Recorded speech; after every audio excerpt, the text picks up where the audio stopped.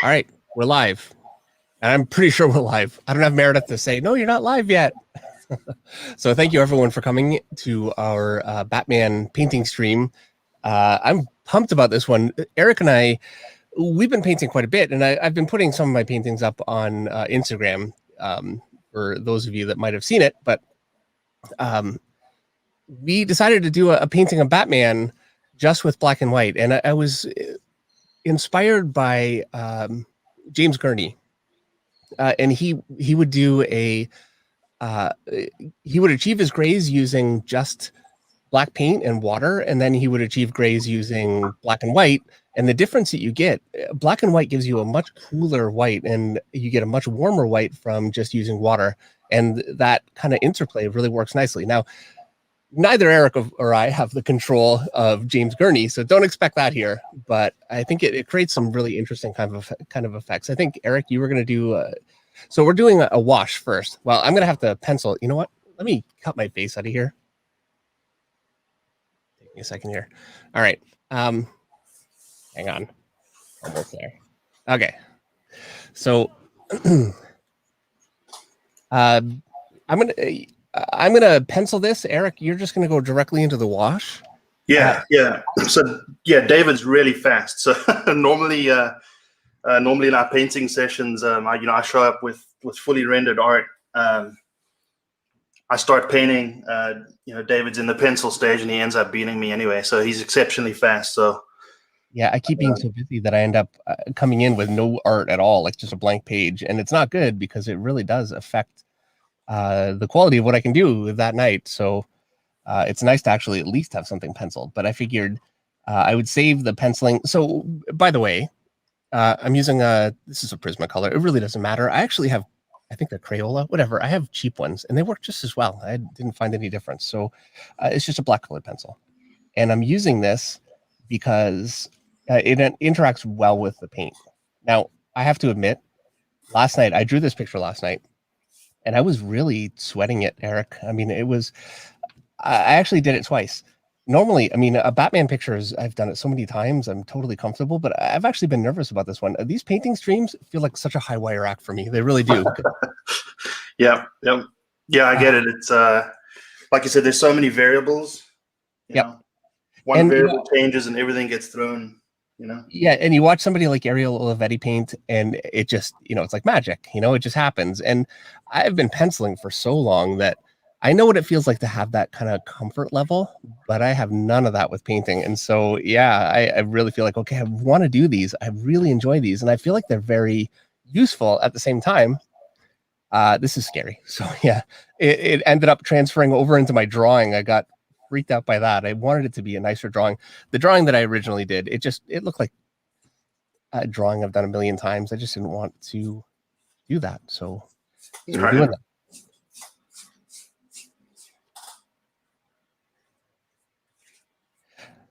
Eric, you want to talk about what you're doing right now? Yeah, so we're going to be using two colors. I'm going to be using titanium white and ivory black. The nice thing about certain black paint is they bias towards blue. So you get a lot of range of colors actually when you mix white with black. And the burnt sienna we're using as a wash gives a kind of a nice warm feel to everything else. So you can actually use that to bolster your colors as well. But basically, primarily we'll be using black and white. Right. So the only color that's on the picture is just this initial wash. And yeah. It will all just be black and white. And this technique, by the way, and I mentioned Ariel Olivetti a minute ago, but this technique is very much from Ariel Olivetti's course that you can find on domestika.com. Is that right? Anyway, it's on Domestika. You can find it. Just look up Domestika with a K, right? Yeah, I think Russell will paste a link.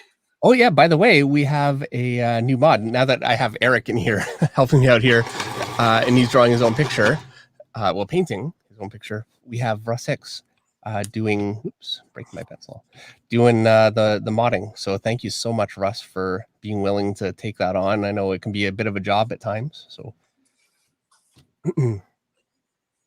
Nathaniel Archer says, can you give me advice on how to crosshatch muscles?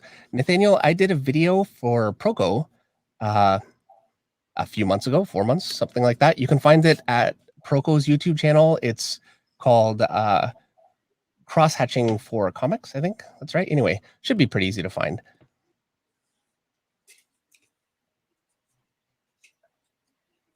Oh, by the way, I saw SES Powerlifting is here. Lance DuBois is here. Rike Inglis. 123. I have to say it because Meredith does. Supersonico is here. Charles Petrie. Tomic Art. It's good to see everybody here. Hey, Peter Palmiotti is here. He says, how... Oh, I lost it. Hold on. I'm going back up. How is this live, but it's got 849 comments below the video? It can't. That would be kind of... I don't think... I don't know. I haven't seen the comments below the video, but that seems like a lot.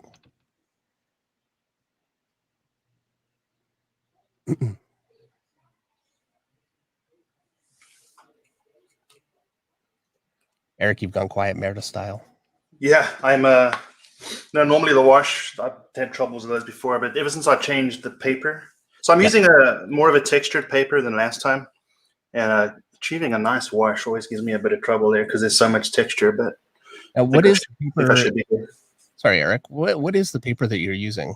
So currently I'm using Strathmore acrylic paper. I think they call it a linen paper. Okay. Generally, I mean, I don't like drawing on that. It's kind of horrible to draw on. But when you paint over it, your ability to blend is a lot better because of the friction on the brush. So yeah. I've really been enjoying that aspect of it. It's a lot like canvas, you know. Yeah.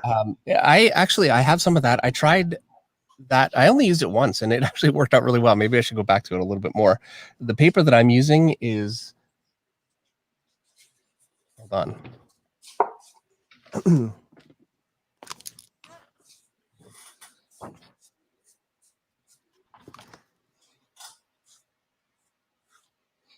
Okay.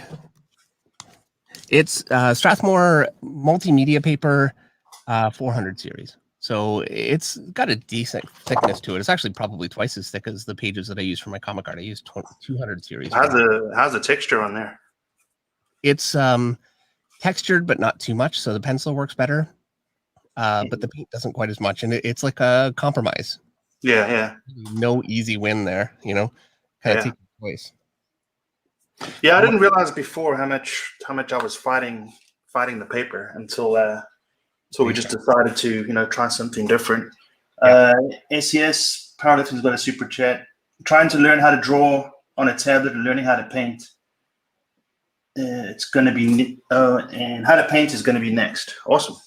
Yeah, for sure. Now, I mean, everything that you try is its own kind of adventure. It really is. I find drawing on tablets is fairly intuitive for me just because I use Photoshop for years. I mean, it's very difficult. While I work on paper, you really can't avoid Photoshop as a professional artist, and you haven't been able to for years now. I cannot keep a point on my pencil. I'm going to end up with a tiny little nubby. Andy Pearson. Hi, Dave and Eric. I received the beautiful Batman portrait that I won during the 150K stream. Looks incredible. Great. Thank you so much. Congratulations. Thank you very much, Andy. Yeah, we got those out. We got the books out also. Those are out. So you guys should be getting those fairly soon. Comic says, by the way, loving the recent paintings. Thank you so much. Weekend English says powerlifting, SES powerlifting, you can pretty much paint with Procreate. You sure can. It's true. That's one thing you really can't do on paper. If you wanna paint, you have to go and get paint. You can't do it with the same tools. Whereas when you're computer, you're using the same tool for everything. And there's an undo button. Yeah. Yeah, there's no control Z here. Yep. How much do you miss it? How much do I miss it? Yep. There's times, but this is kind of like an extreme sport. I think there's a bit of adrenaline that goes with painting, having to fix your mistakes by, painting again versus undoing. There's a lot of fun out of that. I think I get a big kick out of that. Yeah, it's a thrill. It really is. Yeah. Yeah. And the great thing about acrylic paint, and the reason why now I'm using acrylic paint for a couple of reasons. Number one, if you use watercolor, you can only go from dark to light. And so if you mess up, you've really messed up. It's very difficult to pull that back out. And I really like the infinite layering ability of acrylic. It dries so quickly that I can just put more layers on it straight away and end up with a completely different painting 5 minutes later. Now Yeah. that can also, cause problems. You can get carried away and make a mess, but it's not as bad as oil painting that way. I find oil painting, and I enjoy it. Now, oil painting makes me a little sick, and I don't have good ventilation, so that's a factor. But the other factor is that when you're oil painting, because it never dries, or well, it takes so long to dry, you end up with it's very, very easy to overmix and end up just with mud everywhere. And I've done it so many times. Right. And yeah, and this is where you really want an undo button. I would have a painting that I'm kind of happy with. It's kind of working, and next thing you know, I push it too far and then it's gone. And trying to get it back is almost impossible because you just have a soup of paint on there. So I have an enormous amount of respect for painters that can control oil effectively. Yeah. So speaking of which, and I hate to increase the nerve factor, but Ariel Olivetti's in the stream. So oh, wow. Absolutely incredible to have him here. Yeah, absolutely. Well, thank you so much, Ariel, for coming in and watching. I really appreciate it. It would be incredible to have Ariel come on and paint with us or lead us through something a little bit. I don't know if Ariel, if you'd be comfortable with that. I need to maybe send him a message and see if that's something he'd be interested in doing. I don't want to ambush you right now and say, hey, come on the show. Right.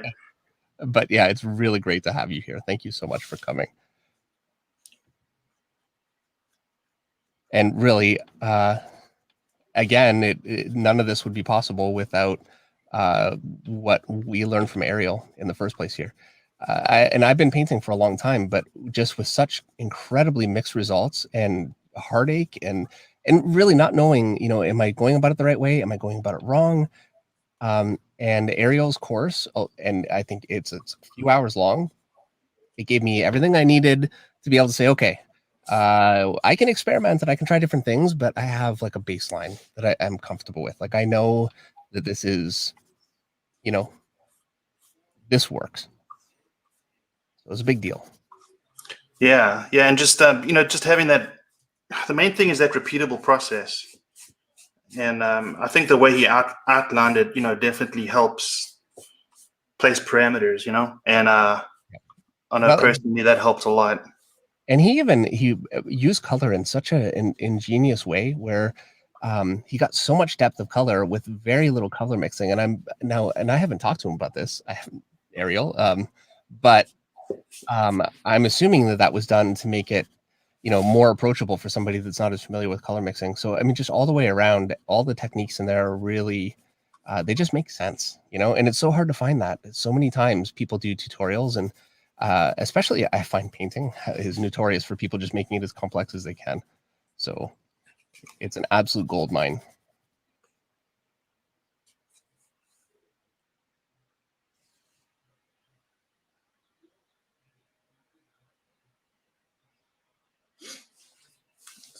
Now we just have to not screw this up while Ariel is watching. Yeah, no kidding. Yeah. No pressure. I think I want to do a side light on him. So I'm going to do it. It's not even occurring to me. I'm sharpening my pencil right under the microphone. I don't know how bad that is. So apologies, everyone. You know what? Next time I'll hit mute. Yeah, it's really not that bad. Do you think traditional art is dying? No. No, not at all. I just think the landscape's changed a bit. If anything, I don't know, just the ability to get into art might have broadened with digital. But nothing beats hanging up a traditional painting or traditional artwork that you purchase from somebody, that whole tangible, tactile feeling. That just can't be beat. No, it really can't. And I think if anything, it could be said that to work in illustration now, you really do not need to have a good command of digital tools. I think it's vital, and there's no way around it. As much as I like traditional tools, you need to be able to use digital, but um, it's a bad position to be in to be completely limited to just digital tools. Right. It means that just sitting down and drawing something just on your own without your computer is really difficult. And having original art to sell and to if you want to do commissions for somebody, or like let's say you decide to work in video games, that's a very digital field. But I'm sure there are a lot of people that would love to have a God of War from somebody that worked on that game, Right. and you know that's a very good way to make a living. So I think, and also it's just very, very satisfying, and I think you get a different understanding of the tools. One thing I would say is, I think they can play into each other a lot. Like there's a lot, that when I started painting with you, I had done a lot more digital work, and that a lot of that actually transferred into this. Mhm. So they can definitely feed on each other, I believe. I think learning both is probably worthwhile, but I wouldn't say one is dying over the other or anything like that. It's just uh, two different aspects of the same, of painting. I mean, it's just Right. And yeah. I still believe there's a look to a traditional work that's very difficult to mimic on the computer, and I think it still has a great deal of value.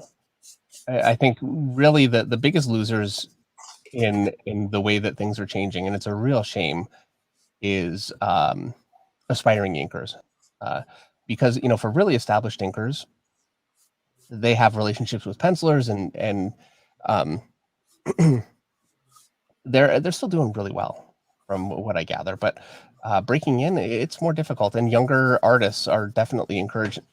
I don't know if you can see this. I don't know if it's showing up on the screen at all, but I'm going to tell you right now, I have so many lines through my picture, and this is, again, last night I was so pent up about this picture, and it doesn't. The sad thing, Eric, is that it doesn't make my art any better when I get that way. But when I get that way, it's hard to fight it, and so yeah, I'm fighting with all the pencil erased marks on this thing. Or is the ink kind of pooling or streaking? Well, it depresses where you press too hard with a pencil, and so Oh, when I'm coloring over it, you can see all those lines. It's not going to be a big deal once it's painted. I'm sure it'll be fine. We'll see. But yeah, I definitely trash my paper, and I don't normally do that, but yeah, I sure did this time.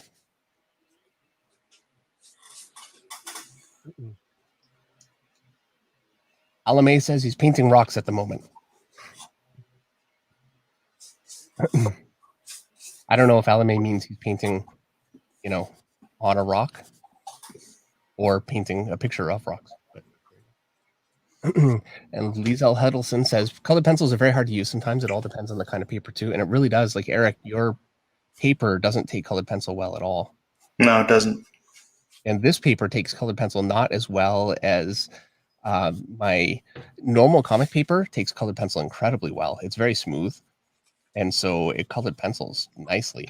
But then it's incredibly difficult to paint on. It's so hard to get a smooth transition.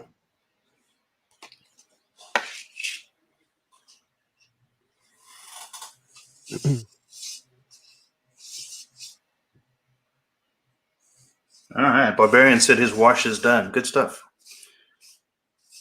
Nice.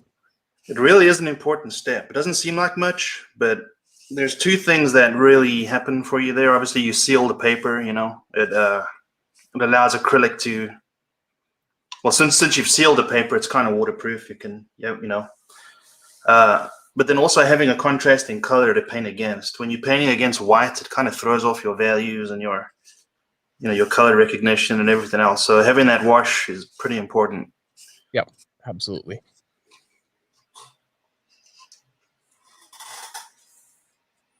And I've seen painters that will just do essentially a tile painting, where you just pick out the color this is exactly the color that I want right there, and put it down. And there's a level of just expertise and skill that goes along with that I certainly don't have. And I find the artists that I really like don't tend to paint that way anyway.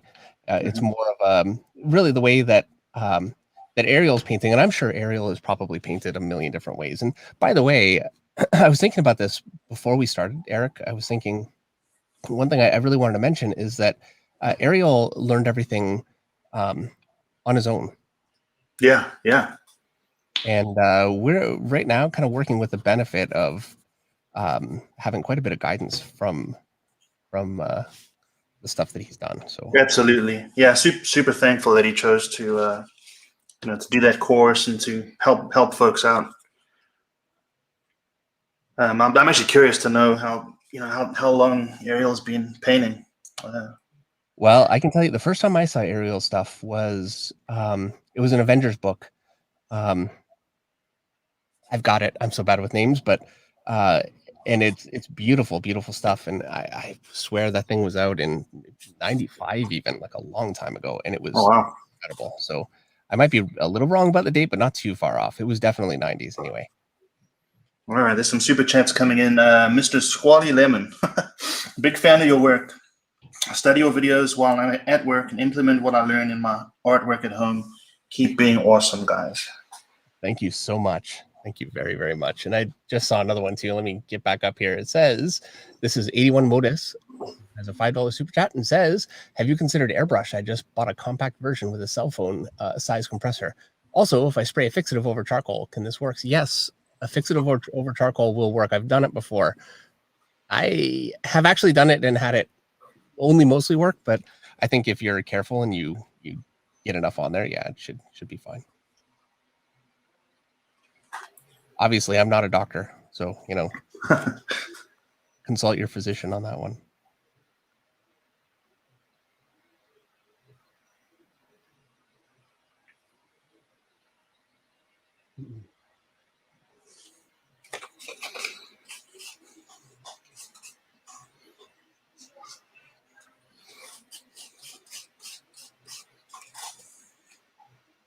And so, Eric, you're starting to put a wash on it.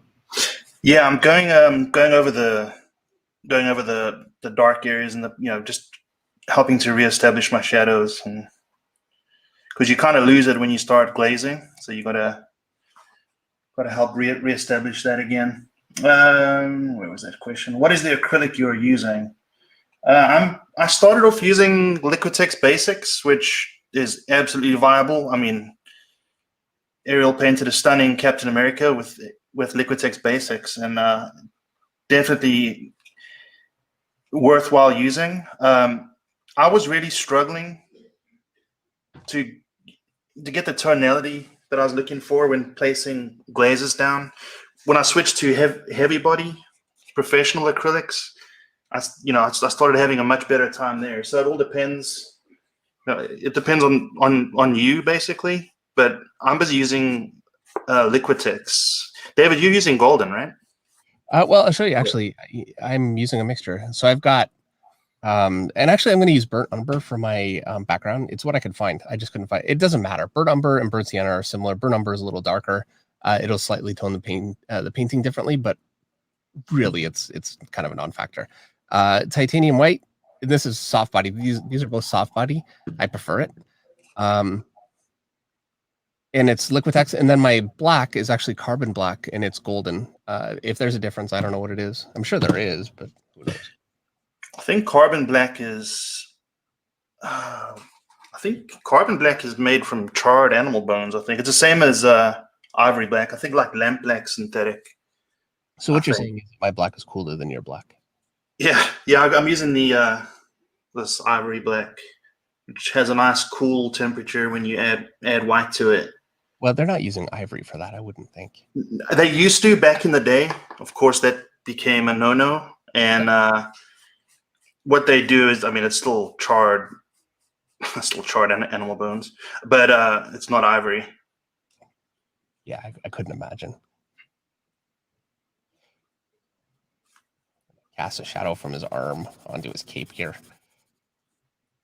I'm falling behind. I was very torn starting this, whether I should just go ahead and do this before we started. But I thought I wanted to show as much of the process as possible. Yeah. And this happens every time where I'm like, oh no, I'm falling behind so much. Oh, fly. But then I end up catching up. Maybe, you know what? Yeah. You normally, you finish before me. I'll definitely slow down when the wheels start coming off. Yeah. I'm telling myself that all of the erase lines that I can see showing up are just, that's cool texture. Okay, lots of super chats here. Let's see. Oops.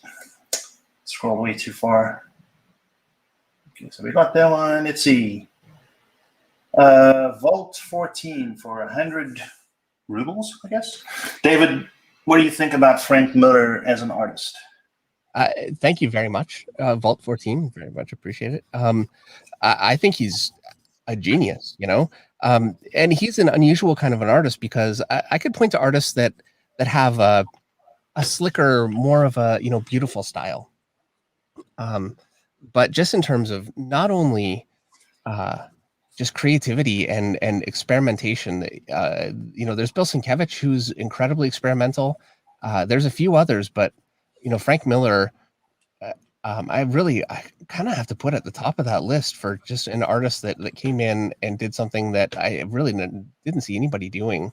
And a few times, you know, he did Ronin, and that was kind of Mobius influence, but it's like he just has the guts to just go for it and do his own thing with it. So you could see the Mobius, but only so much, you know.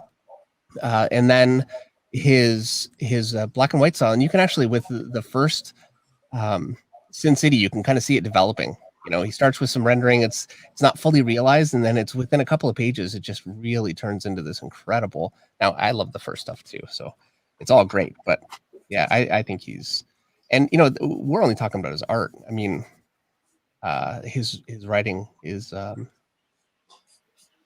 know, legendary. Obviously, so is art. I'm gonna sharpen. Hold on, I'm hitting mute.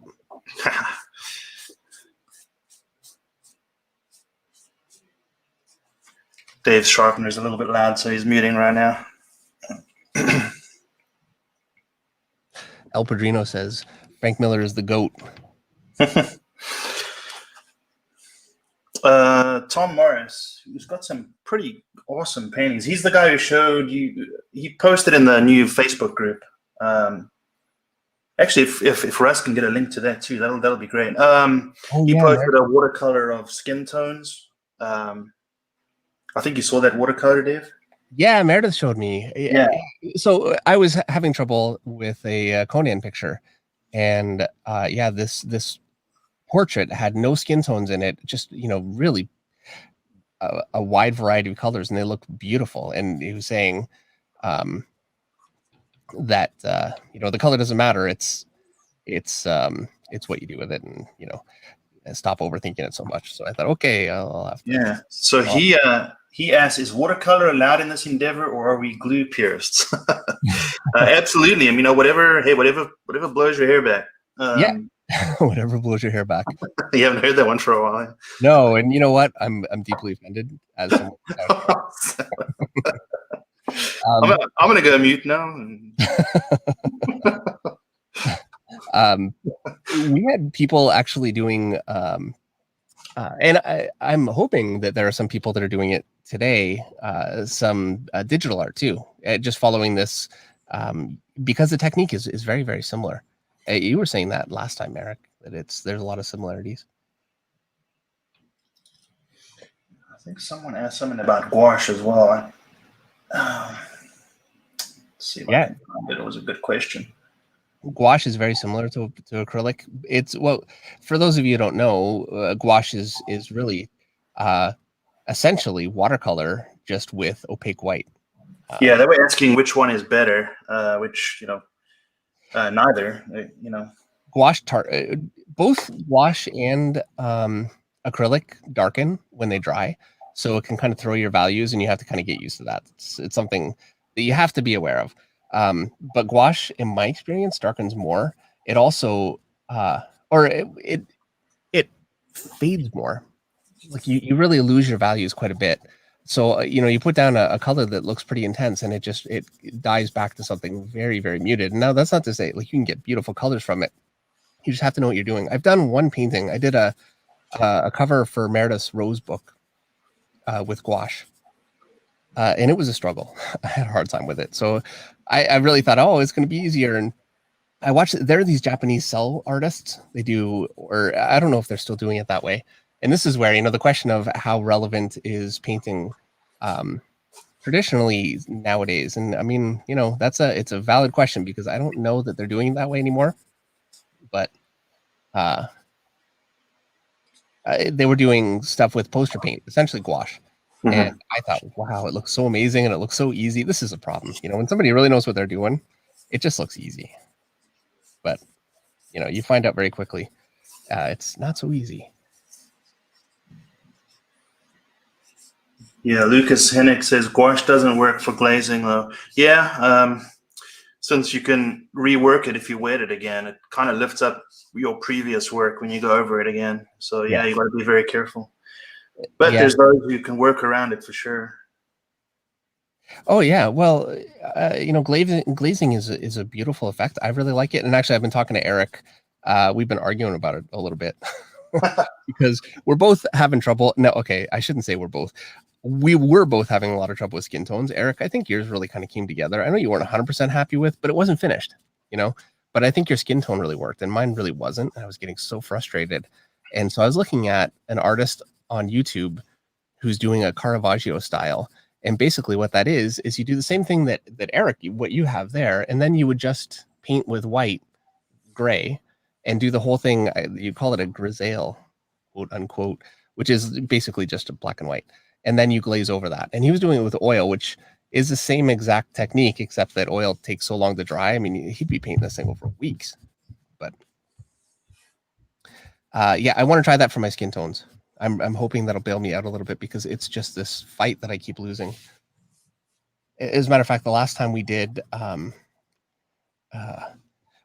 America the last time, and I had somebody in the comments say that his skin tone looks like he looks really burnt. It looks kind of weird, and I was like, shut up.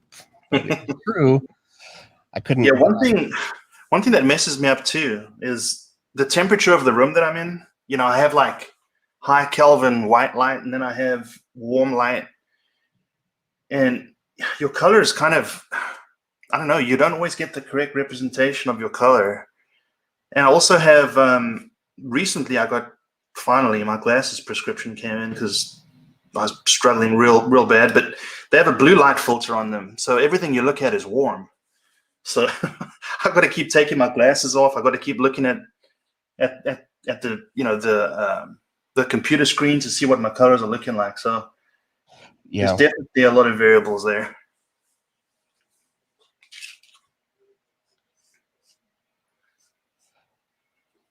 But yeah, skin color is definitely challenging. That would be definitely something that would be nice to speak to Ariel about. It would be, yeah. Yeah, it really would be.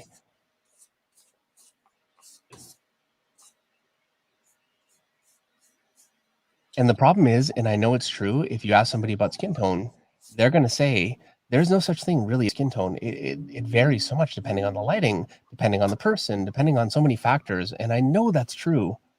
So I know it's a foolish question to ask, but yeah, I'm really fighting with it. So yeah. I mean, it's true. Values is king, but you don't want Captain America or whatever having green skin, or any other crazy hue. So it's definitely something you want to get right. But I agree with you. We need, next session, whatever, work on a very solid grayscale, and then work it up from there. I think is probably the best bet. So yeah, and if we make it work, we'll do another live stream. We'll try it here. Yeah. Ideally, it's kind of nice to at least try something first and then do it on the live stream. So we don't, because I always acknowledge, we could totally fall on our face completely with these. It's not unlikely, but the more we can go into it, not totally flying blind, it's kind of nice. Yeah, I enjoy the challenge, but not the humiliation. absolutely. Justin Martin has a $4.99 super chat, and he says, "Thanks for the awesome live stream, guys. I'm actually working along on a page for my first image book." Wow, congratulations, Justin. That is great. It is not easy to get published by Image. I know there's a long list of people that are trying to do that, and getting your stuff published there is it's a real accomplishment. Definitely a really good indicator of quality.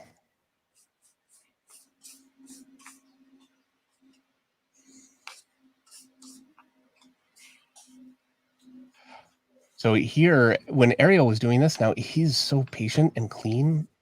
And I think because he really knows, I find this with, I'm just going to say with penciling and with inking, I find the more you know, the cleaner you can get. And I have people say, how do you get so clean with your pencils? Well, the reason is I've been doing it long enough that I kind of know how, and I have a lot of techniques to kind of fall back on. And Ariel's that way with his painting, where it's very clean, very precise. All of this stage here, he goes in and he does more of a swirl like this with the pencil, so he's not getting these lines, and so it gives him a really beautiful finish. And I don't do that, and I know I don't because I fight with the whole thing so much. I'm probably not respecting it as much as I should. You know what I mean? Like, does that make sense? Yeah, it's definitely got a broader safety net. Yeah. He's probably encountered all those things, and yep. By the way, Ariel does, I want to say, most of his work actually digitally. So you talk about an artist that really embodies the value of learning both.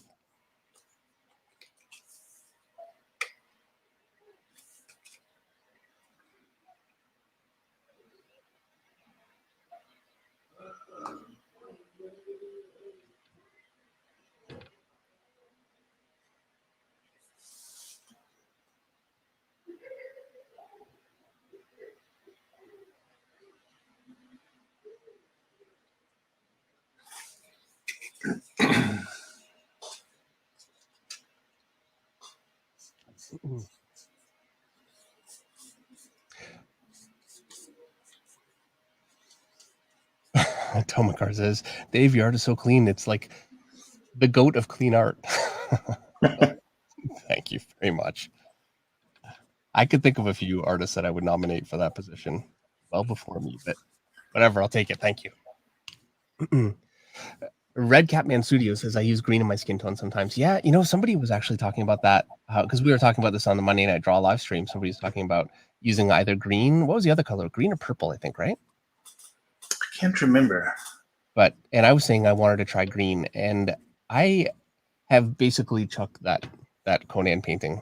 But I think I probably actually should pull it out and try some green on it just before I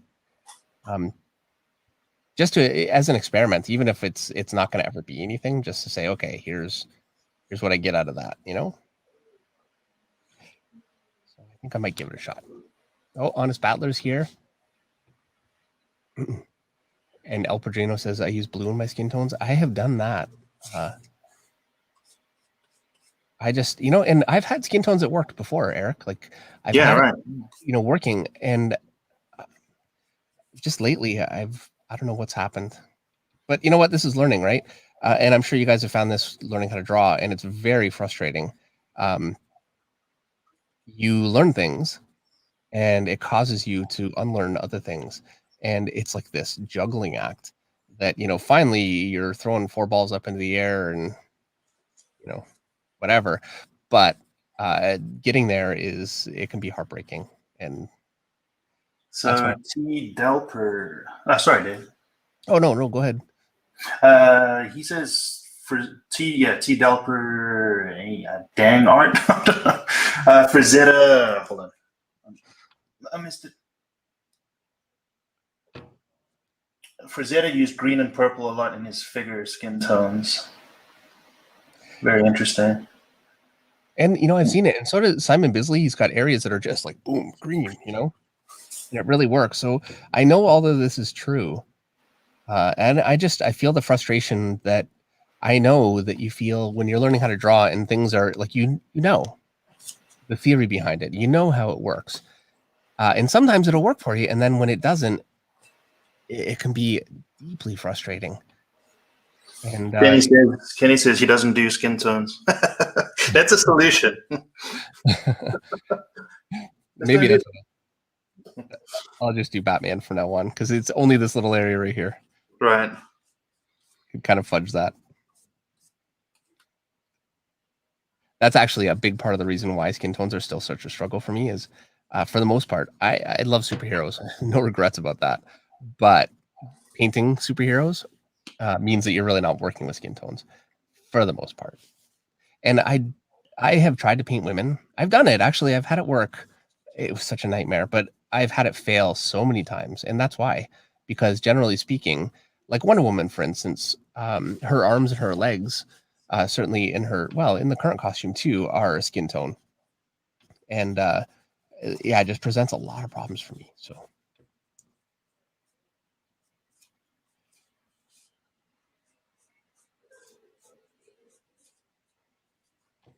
Volt 14 has a 100 ruble super chat. He says, David, have you read Tom King Clayman's Batman Catwoman? Clayman is one of the best at drawing Catwoman, in my opinion. Yeah, he absolutely is. Yeah, it's actually, I did a cover for it for issue 1. And yeah, Clayman is not only is he an incredible artist, but he is such a modest, kind of, nice guy.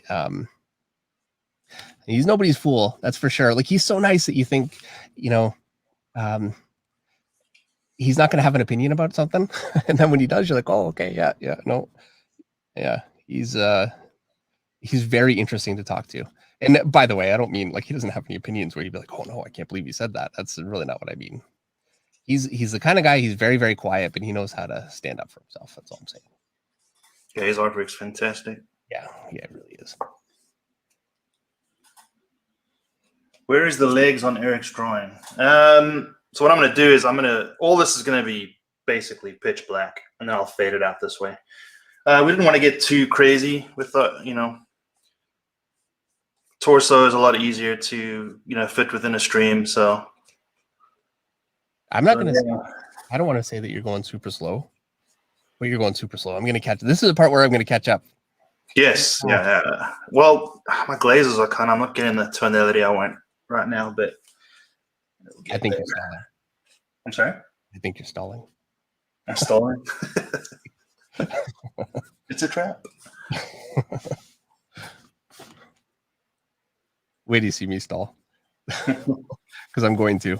My plan is to put my tone on this and then use some white and gray colored pencil and get some of my highlights that way and then glaze my paint over it. You'll see what I mean. Yeah, you're very confident with your white pencil.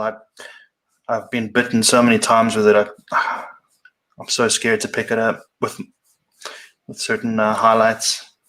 Very easy to blow out colors.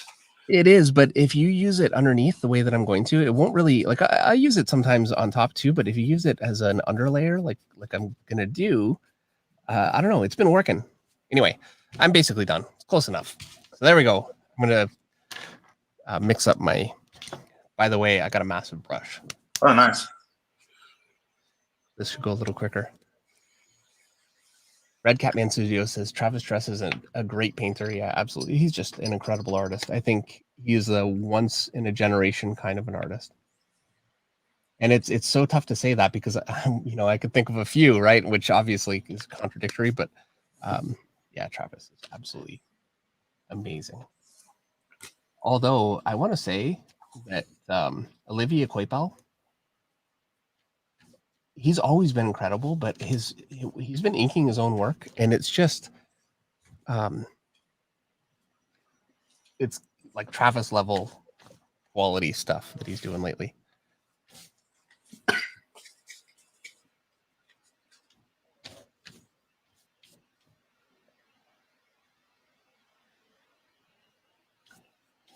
David hides the feet. Eric hides the whole leg. Well, the shin bone's connected to the, knee bone and the knee bone.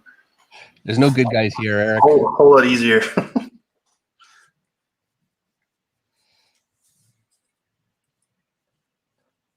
And besides, I got burned last time I did feet. I did Gorilla Grodd on Monday, and he has 8 feet, gorilla feet. And the heck if I knew how to draw a gorilla foot, so that was no fun. Yeah, that worked out good though. Thank you. It was fun. Actually, I said it was no fun. It was a lot of fun. Yeah, I think the fur really worked really, really well too. I actually like the way you did that. You added the you got the shading down first, and then you added the fur on top of it. That was great. Well, thank you.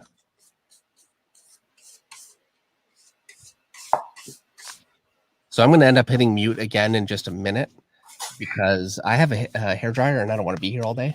So, any jokes about me having a hair dryer, you're banned. Instant ban, right? Instant. You know how many times I've heard that joke from my kids? Like, all right, I get it. That's fine. Okay, I'm going to try this.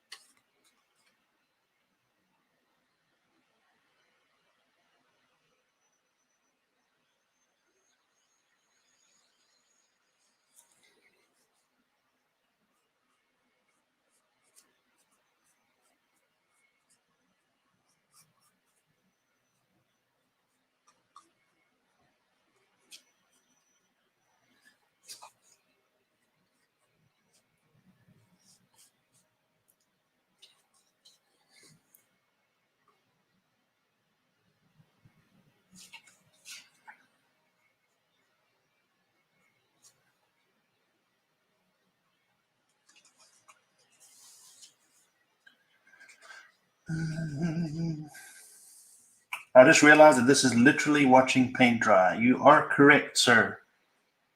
I'm back. Yeah, long journeys made a interesting observation. Yeah, he realizes literally watching paint dry.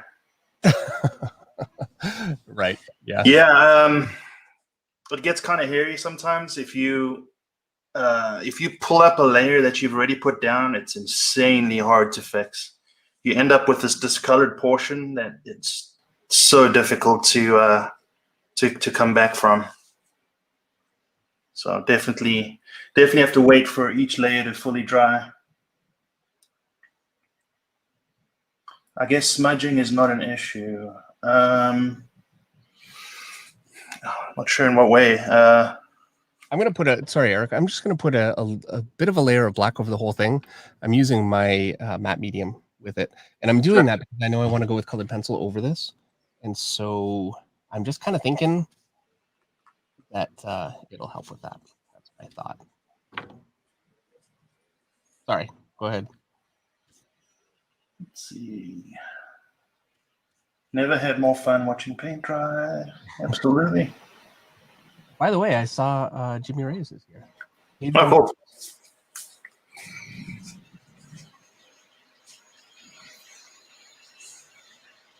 Good to have Jimmy here. And there was a question actually, and I apologize because the chat has kind of moved. Oh, you know what? I see it. And it says it's Repock, and he says my artistic style is very much a silver age of comic style, and it's less detailed. Will that make it difficult getting work? Yes and no. There are artists that do that incredibly successfully. David Bullock has very much a Jack Kirby inspired style. He's a great designer and he does very well. I think it's possible. The easiest path always is going to be working in the most mainstream style. I mean, that's just the reality, but it's certainly not any kind of a death sentence for your art. What was the question? Drawing kind of older style? Yeah, a bit of a Silver Age kind of a style. Doc Shayna is I'm not quite sure what kind of age it is, but his artwork's fantastic too, and it's definitely a more retro-y kind of look, Mhm. if I'm not mistaken. Definitely don't want to speak out of turn, but because it is great art. I don't know. Is it possible to speak out of turn when you're talking about somebody's art? Because really, it's there to be judged on its own merit, right? So Yeah, if you have that is opinions true. about it, I don't think you're wrong. All right. You're gonna beat me, Dan. Well, I haven't started doing too much yet. Now I need to wait for the stupid thing to dry again. I'm going to do the same thing. Hold on.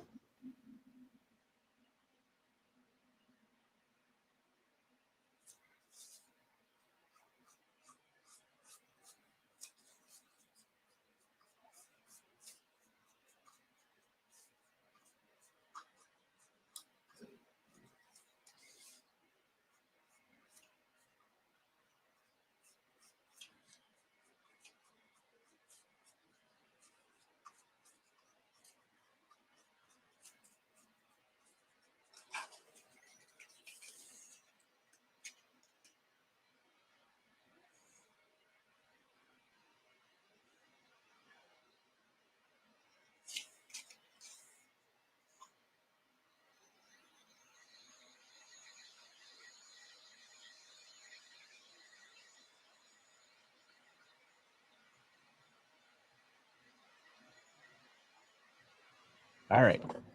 So I have a question from Third. He says, David Finch, do you critique manga artist drawings? I'm a manga artist, but I recently started studying your stuff. Very awesome. Thank you very much. Yeah, absolutely. Now, just with the understanding that I'm totally not qualified to tell you the type of style you should be drawing in. I can offer advice here and there, and I'm perfectly willing to do that. But I think that so many things about good art are universal. So yeah, absolutely. And I've learned some of the best lessons about art, uh, you know, over the years from artists that are very, very different stylistically than me.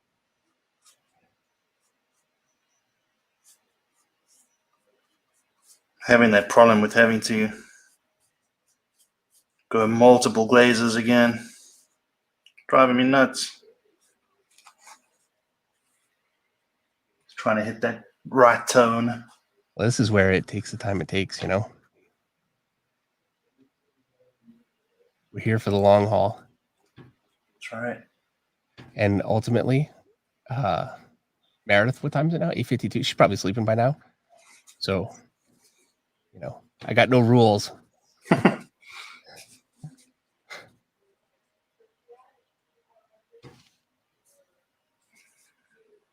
So yeah, I'm just going through. This is a 30% gray. I don't know if that's darker or lighter, but whatever. It's a 30% gray pencil, and I'm just kind of establishing a lot of my tonality. And I just find that is such a good idea. I just have more control, you know, than paint. And I could do this with paint; it would be, you know, fine.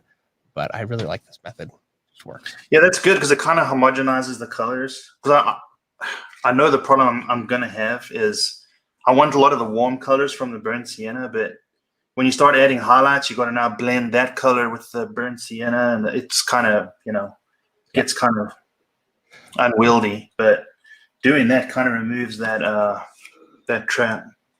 Yeah. What you're doing there.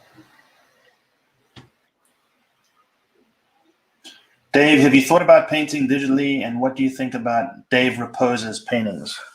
I'm not familiar. Are you, Eric?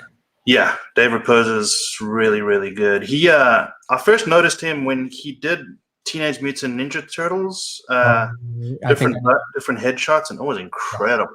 Okay, I am familiar. Yeah, he is ridiculously good. Yeah. I have done digital painting, so it's not like I've never done it. I've done it. What kills me too is it's just like painting for me.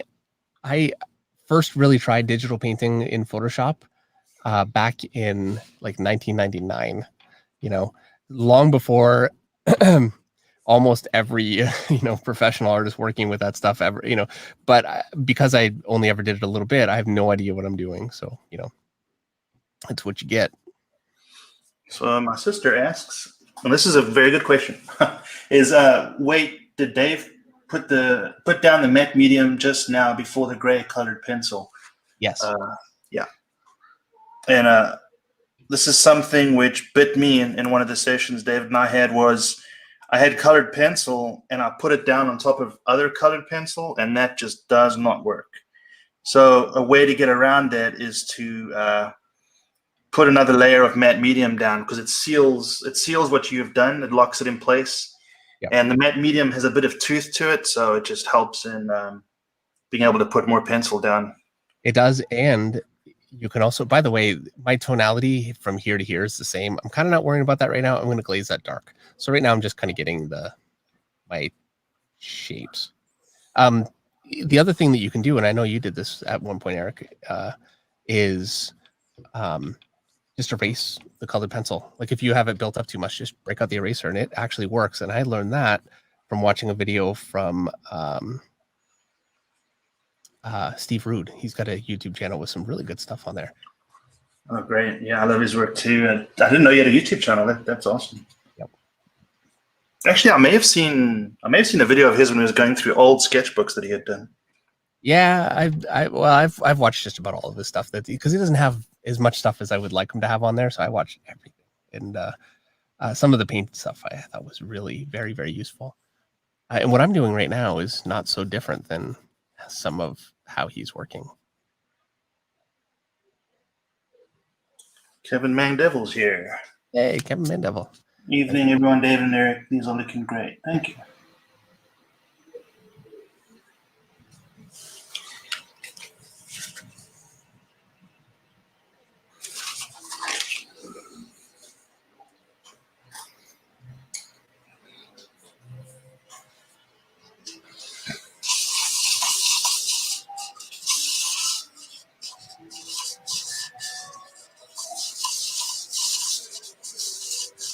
I guess Henry asked about colored pencils. Yeah, Dave's using Prismacolor. Yeah, and as far as I know, it doesn't matter. I could be wrong, but I've got cheap ones too. These are better ones, I guess. I mean, it's just Prismacolor Premier. I also have Caran d'Ache. Yeah, that's great stuff. Yeah, I can't tell the difference between any of them. I'm sure there's a difference, but the one thing I'd want to avoid is any kind of colored pencil that has like an oil base. Obviously, something that would fight with the paint.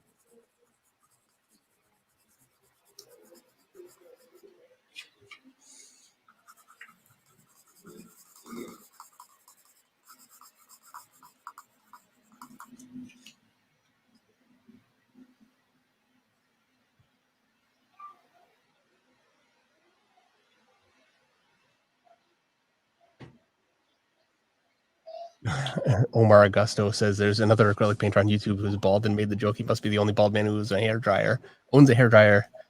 So yeah, there we go.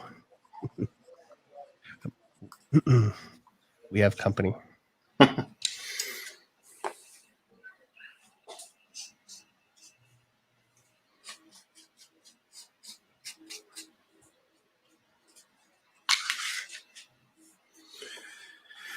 can tell I'm kind of delaying doing the highlights and the lighting. It's always the scariest part for me. That's why I said you're stalling.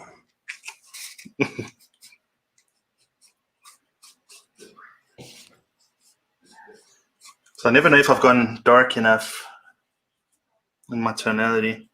You can always. Yeah, that's true. Yeah, David really helped me out of a rut when we were painting Conan. I kind of messed up some of the anatomy, and David kept saying, "You can fix that. You can fix that." And he was right. I mean, you can. The nice thing about acrylics is you just paint over it and fix whatever was there before. So that definitely helped, is encountering these pitfalls and then learning how to fix it. So it was definitely worthwhile doing that. I mean, it was pretty bad. Like, I still kind of suffer with it here. Having the pecs above the rib cage. Well, this was really bad. There was a lot of space there, so I had to paint that in and fix it. And it really helps a lot going through that to fix it.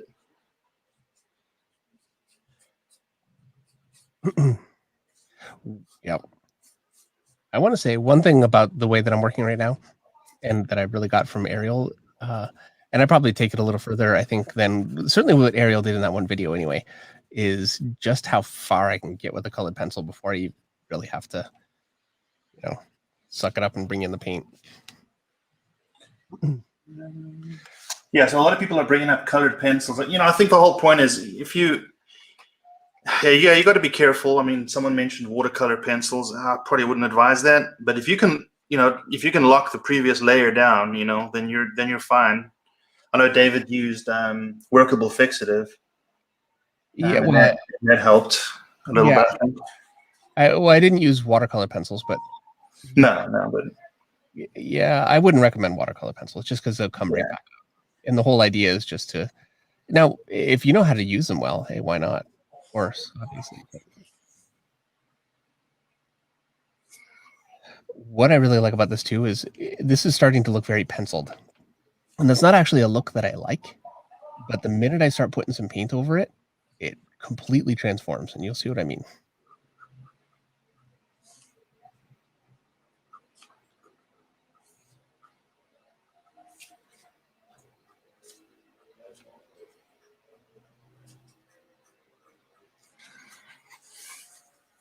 Oh, there was a super chat. 1 second.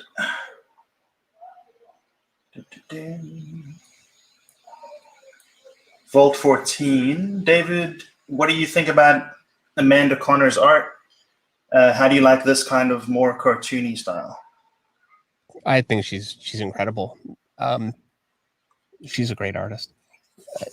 I really like it a lot. Now, there's a difference between what I like in terms of what I'm looking at, like what I'm being influenced by, and what I like as a fan. And I would say Amanda Connor is more. I like her as a fan. It's not really the style that, and it's more temperament. I don't have the temperament to do that kind of a style, unfortunately. More of a lighter kind of a cartoony style. It's just not my nature. So, but I'm a huge fan of artists that do it well, and she is definitely. Yeah, I really respect those kind of styles because I find it almost impossible to draw that way. Yep. Yeah, I think generally now you have to make decisions, and it can be very, very difficult. What kind of artist you want to be, and what is going to define who you are as an artist, right? But so many of those questions I think are kind of answered for you just right out of the gate. What you like, what feels right.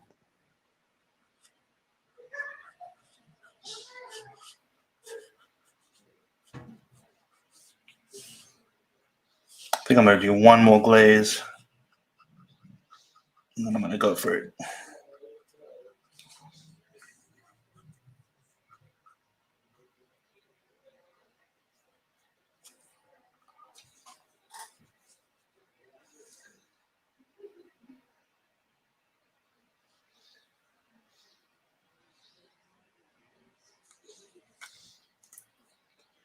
I don't know how many people are watching right now going, man, this is not even painting. You're totally cheating right now. There is no cheating. There's no cheating. Sequoia, really enjoying Eric's soft lighting reflections on the gloves. That was giving me heartburn before the stream because painting that kind of things I have a lot of difficulty with. So hopefully it works out. Would you recommend doing some courses from Robert Marzullo? Absolutely. Oh yeah, for sure. Yeah, he's really, really great. He's got a wide variety of stuff, and he's just enjoyable to listen to. But he's very, very knowledgeable, and he knows how to break things down. Yeah, pretty much anything you can think of, he has out there. So yeah, Robert Marzullo, highly, highly recommend. I've heard Drew Struzan uses paint and colored pencils. Is this technique similar? Okay, so Drew Struzan, because yes, it is actually. Drew Struzan, see, I'm too light in some places, and I can kind of see that, but it's fixable. Anyway, he does a colored pencil painting and uses some paint too, and does the whole thing like a black and white, and just uses white of the paper for his white.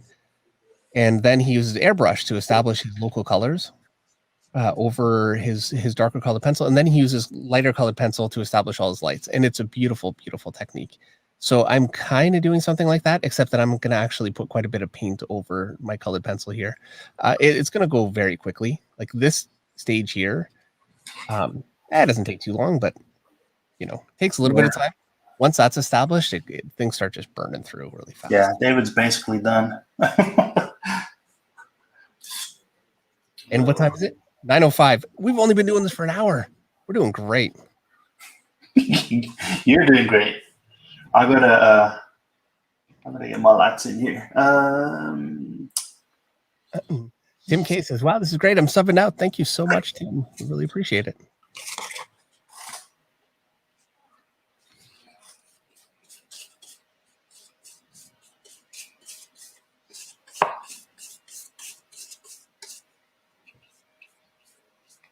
I figure I'm maybe better off just because I know I want to do a side light on them like this. So why not just establish it right now, right?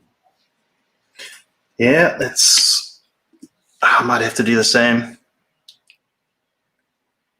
Well, I found with the well, I guess that'll work. Yeah, doing a rim light with the brush, I've had better success with, you know, when it gets that dry brush and I can kind of drag it over a bit. I think I'm gonna try that too. Do it after this.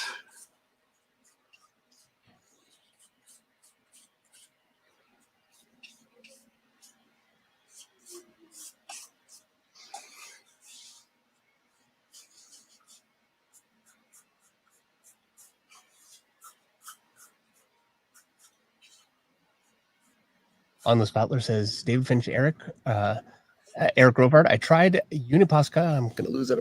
Hold on. White today. Not impressed. You know what's awesome? Faber-Castell white. 101. Yes, a market. Yes, a marker. It will amaze you what it covers. Huh. Well, we'll have to try that. I've actually found Uniposca to be the best because, you know, I used to do a lot of Copic marker stuff, and the nice thing with Uniposca is you can ink over it, and you can use markers over it. It doesn't repel whatever you put down after. Right, and you potentially have to put down a couple of layers. Like it doesn't just work perfectly straight out of the right. So it can be a little frustrating, but you know, yeah, I'm curious to give the Faber-Castell one a try. I'm always happy to try something different.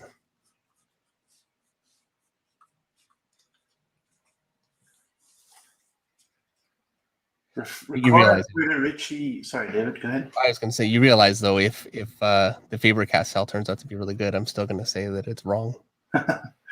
Wasn't my idea. Ricardo Federici uses gouache or acrylic. I think he uses oil. Who's that? Ricardo Federici.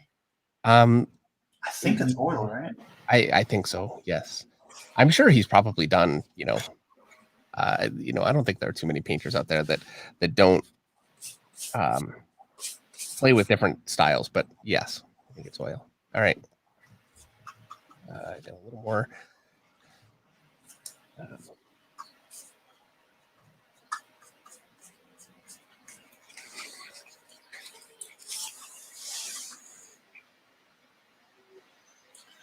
Honest Beller says, I used to use Molotow. It's better. Yeah, that's also an acrylic marker, isn't it? I believe so. Now Molotow is great. The problem is that I can't easily get Molotow here. Molotow, I had Molotow fine liners, and they were my favorite. They are the best, I think. I just can't get them. Not on Amazon. And I'm sure there's a way I could get them, but I'm only willing to go so far. You know, there's a point where if it's too much work, I'm just going to go with what's easy. So I'm just going ahead and shoring up my blacks a little bit. They really fade once I put the wash over. And gives me another chance to kind of really have a little, there we go. Just kind of establish my values just a little bit more before I start washing this with paint and finishing it up.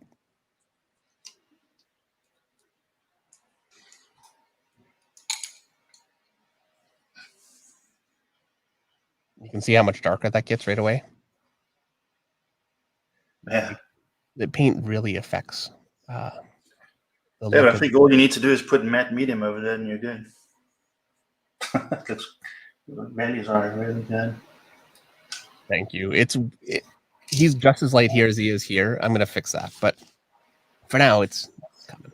You know, I gotta sharpen him.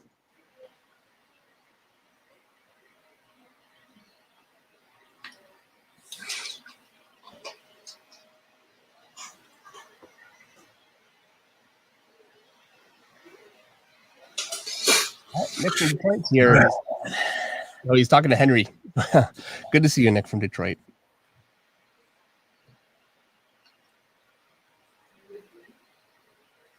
And I didn't see that Henry Jeremic was here. So What a person. At this rate, it's going to turn into a Q&A stream featuring Eric Penning. Yes. that's all right.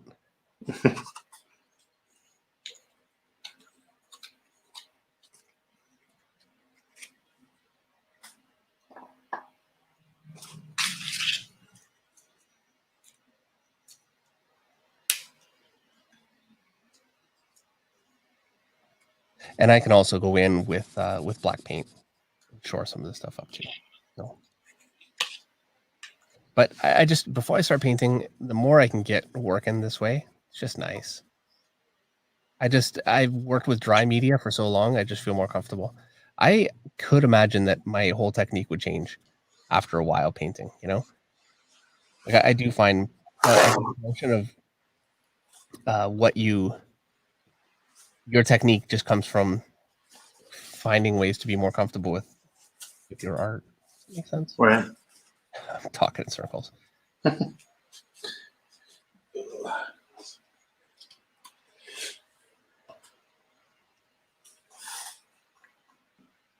I'm always at risk of like forgetting that we're live and just kind of going into a trance.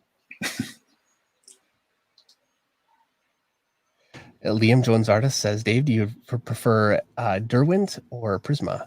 Now, I'm going to say Prisma just because I'm familiar with them. I've never tried Derwent, but I should give it a try. Ultimately, I don't really look at colored pencils for a finished look. This is really kind of just a stage of the process, so not so picky. Ultimately, I just want it to be able to stick.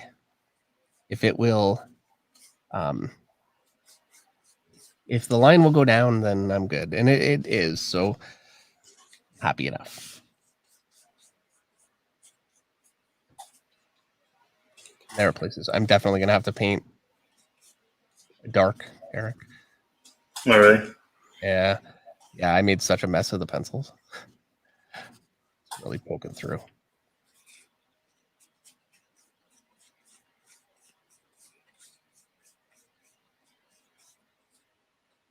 All right. I'm starting to get bored. I'm gonna start painting. Doesn't even like there comes a point where it doesn't matter if I'm ready. I just get bored.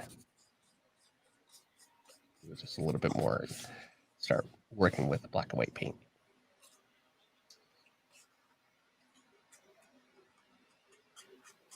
This is where I struggle trying to get the right tone here.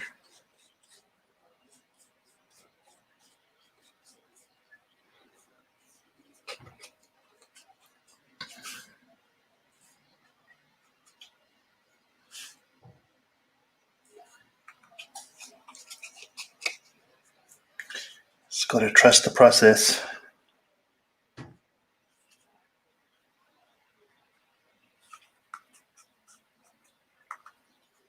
All right. I'm just gonna paint. Here we go. Hey, we're starting to paint at the same time, so it's perfect. Oh, Waiter Shush has a super chat for 10 SGD, and he says, "Call me a hater, loving these bonus paint streams. Both, I started Molito from seeing you use their liners, David. Now I feel like they have the best fine liners and acrylic markers, even better than Uni Posca. Yeah, you know, it's really easy to try one thing, and if it works, you just stick with it, and there are better things out there, and you just end up not being aware of them. But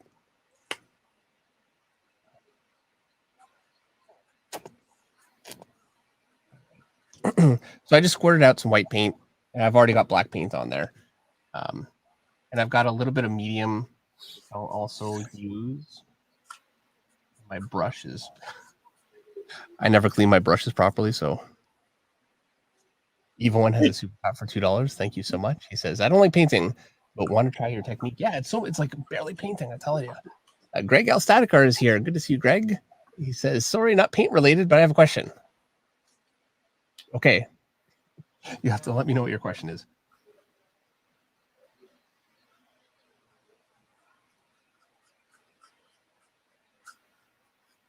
For characters like Cyborg or Blue Beetle with cybernetics that can turn their arms into mech cannons, how would you draw the arm cannon? That is a tough one. I mean, it would be easy enough to do. I apologize, Greg, because these are going to take quite a while. I can't just stop and do that, but I'm going to be doing with Eric an artist kind of spotlight. Basically, I did a Frazetta one a few months ago where I was just looking at some Frazetta work and seeing what we could get out of it. Just doing basically an artist study. We're going to do that next week, and so I will answer that question then. Who was it going to be, Dave? Was it going to be Nolan or? Yeah, we were talking about Kevin Nolan, so probably Kevin Nolan. Yeah, can't go wrong there. There's Mike Mignola. I think he's such a useful artist. Oh man, yeah. You know, there are just a few that are really great. I want to be just a little thinner with my paint, so I can just kind of lay it on there without.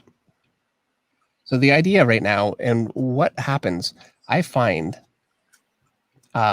just really thin paint on top of all that pencil, and I'm gonna wet my other brush and just kind of let it wipe out instead of fighting with it.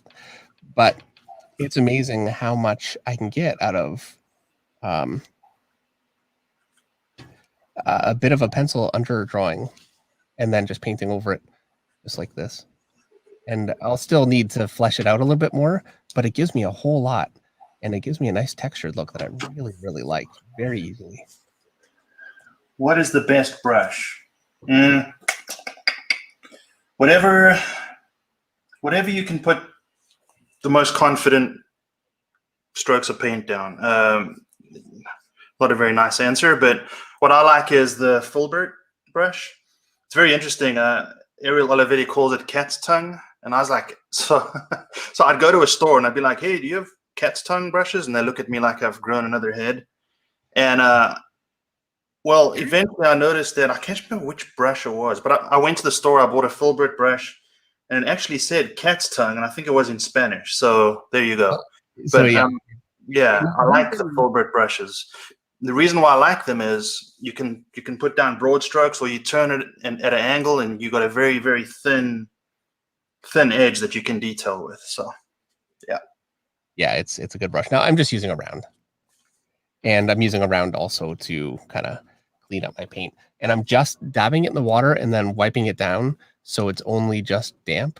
The brush that I'm using to wipe the paint back, and that picks it up just enough that I can kind of get a smooth transition, especially using very, very thin paint like this. Works nicely.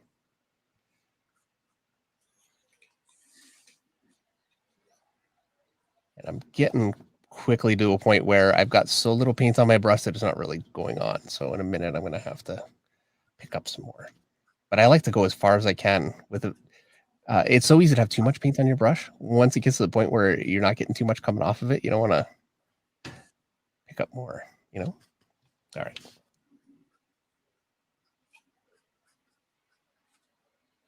And so I'm also, by the way, I'm trying to use essentially the same darkness tonality of paint as my initial colored pencil. Wacky Saki has a $5 super chat. Thank you so much. He says, should you put on a layer of matte medium every time you switch between colored pencils and acrylics so that you maintain a good working surface? I would say I would kind of play that one by ear. I'd say, you know, if your surface is working, then you're fine. And if you feel like it's giving you a little bit of trouble, then it's time to, you know, give it a little layer. I am a little reluctant to put too much medium on though, because it can start actually. I know it dries clear, but it kind of doesn't sometimes.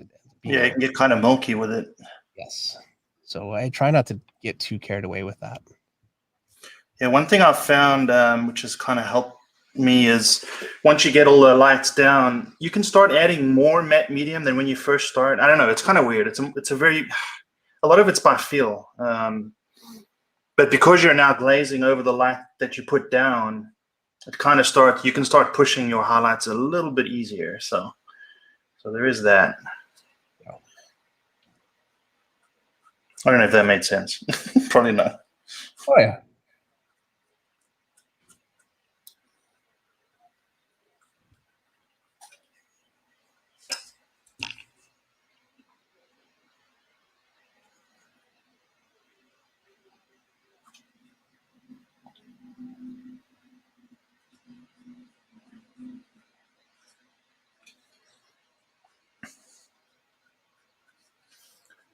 And so this stage for me, really, if I really knew what I was doing, I bet you I could get a finished painting in like a few minutes. But as it is right now, this is still a bit of a block-in phase.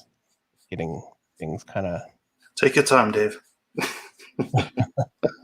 Please. Mommy. That's looking really good, Eric. Thank you. Together. Just got in a bit ago. Did he water down his acrylics with something? Yeah. The safest bet is to water down. When I say water down, is to thin it down with medium. By far and away, mostly water, though. Yeah, I'm sorry, Dave? By far and away, mostly water. So yeah, matte medium, but it is mostly water. Yeah. What's nice about matte medium is it kind of extends the life of your pigment safely. But yeah, I mean, you can do all of this really with just water. Yes. Yeah, and I just like the medium because I know it's going to give me a toothier paint. So yeah, it kind of, I don't know, it works. I don't know. I've done this without using any medium at all. It's fine. But yeah, if I want to use colored pencil over it again, I find I just have a little more success. And so again, I was talking about how my tonality is still a little bit kind of even between the light and dark areas. As soon as I get the rest of this stuff kind of just quickly blocked in here, I'm going to go ahead and do a dark glaze over this, like his cowl, his gloves, that kind of thing, to try and differentiate them, see how that works.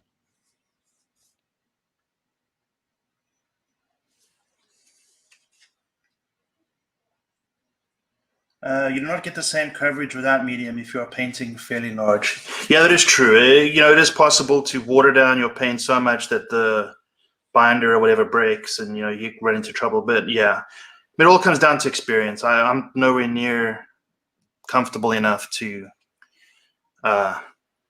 just use water. You know, this is kind of some training wheels for me. So personally, you know, I'm totally happy with using more medium, but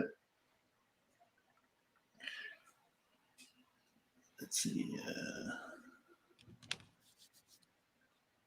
That tag is cracking me up. I'll tell you what, some of those tags are almost impossible to get off. If you're talking about the tag on David's brush, I cannot get that one off. Oh, these...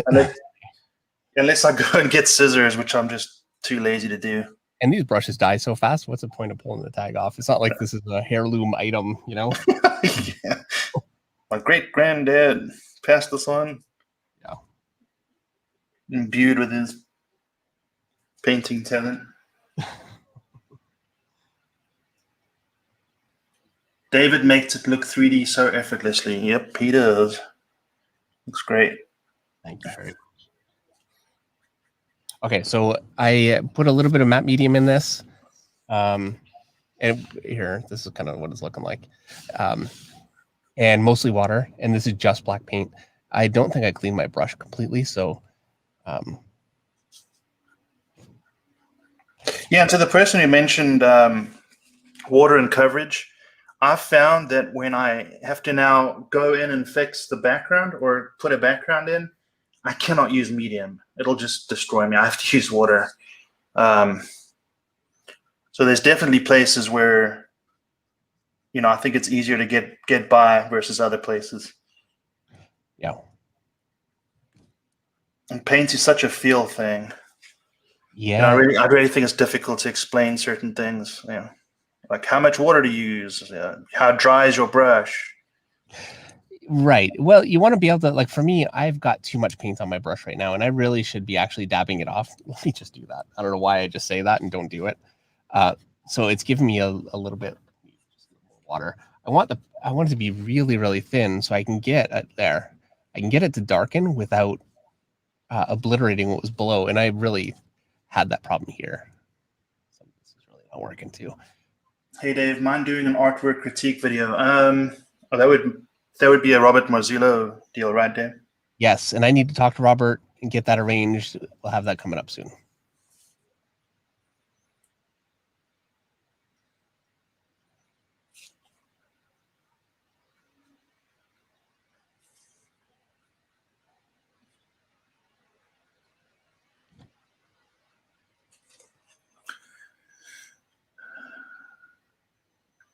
Why aren't you guys using Liquitex acrylics? We are. Well, I'm using only Liquitex. And I'm using a mixture of golden and Liquitex. And now my mixture is entirely just what they had at the store. Yeah, I really wouldn't care one way or another. It's just some colors, especially with the pandemic, it's been hard to find things at stores here lately. So yeah, I don't know that I would care anyway. I would just get the first one I saw, but that would be why. Liquitex and golden for me. Togamo Modelworks is here. Great stuff, guys. Would you think about using this technique for a swamp thing or man thing? Oh, man. Like the Biz one. You probably know which one I'm talking about. It would be great for the thing, too. Thanks for all you do. I thank you so much, Tagamo. And yeah, I would love to do it. I saw this video, and it's an old video of Simon Bisley, but somebody I don't know where they dug it up. It was from like an old BBC interview. And it shows Simon using a paper towel and taking just straight like lightning green paint, really bright green paint, going dab, dab, dab, dab, and getting this really incredible kind of a leafy texture. That was really cool. So, and I know that he used that for his man thing that he did and his swamp thing. So I would love to try it just for that reason.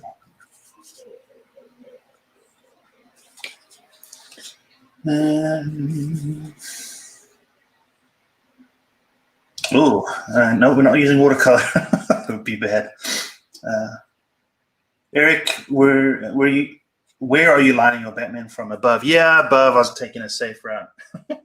Above is a lot easier. Let's remove as many variables as I can. Yeah, for sure. As much as we want to be like heroes here,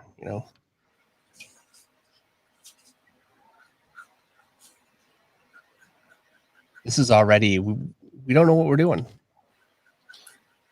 So,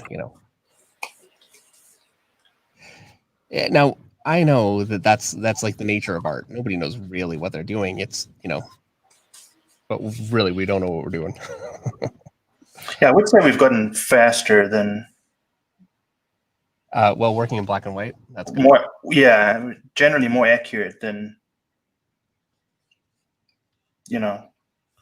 How long have we been doing this now? Hour and a half. 3 months? No, like 3 months, is it? Oh, sure, right. Yep. Yeah. So ever since Ariel Olivetti came up with this video, that's yeah, we started. That was the driving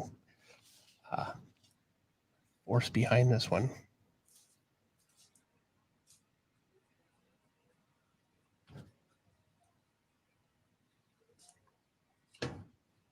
I'm gonna have to use colored pencil on his cowl. I'm too afraid there. Well, I know my biggest colored pencil, once I get a lot of this established, mostly I'll be using colored pencil to get my lines established. My a lot of painting is edges is what I mean, and reestablishing edges and cleaning them up. It's colored pencil is really nice for that. Yeah, I got a lot of edges to fix here.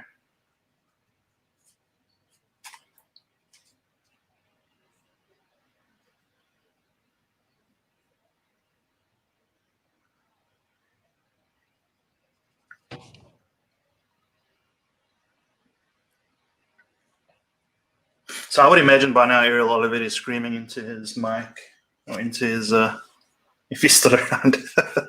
He knows we don't know what we're doing. We're learning. I think he's still. I think El Padrino's. I need to learn Spanish. I really do. Do you think you actually could? The only Spanish I know is the Spanish from Narcos, and it's probably not Spanish that I want to use day to day. Sure. Yeah, the only Spanish I know I learned from Joe Benitez. And Joe Benitez, he does Lady Mechanica now, and he was a Top Cow artist. He's a very good friend, and yeah, I learned a lot of Spanish I can't use too. So there you go. But I just have no ability to learn languages, unfortunately. I've tried. I tried with Spanish. I tried with French. I just don't seem to be. Yeah, there's some words I recognize from using Google Translate, but that's about it. Yeah, I think if you live there, you'd pick it up. You know? Yeah.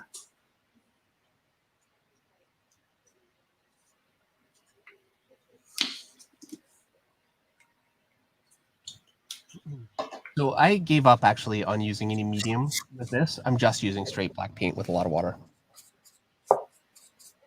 It's just going on easier. I just wanted to get this all kind of thrown in and darken up this stuff. I should be using a bigger brush. The problem is the only brushes that I have, unless I want to start searching around the house, are these ones and then my massive one, which is a little big.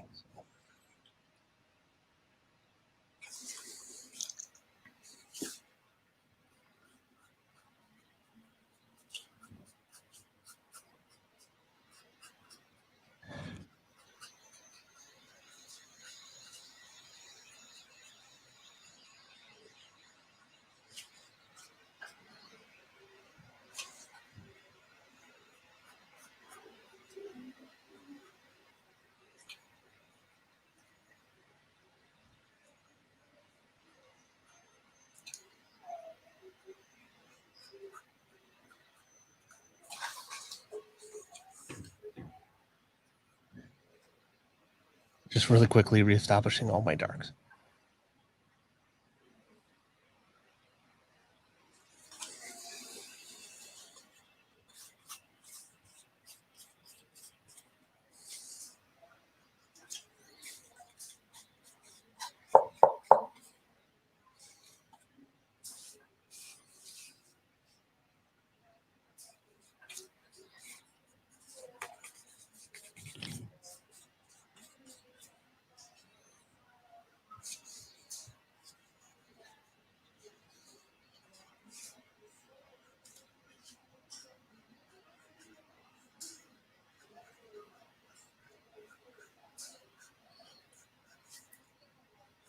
Getting to the part where I'm noodling way more than I should be.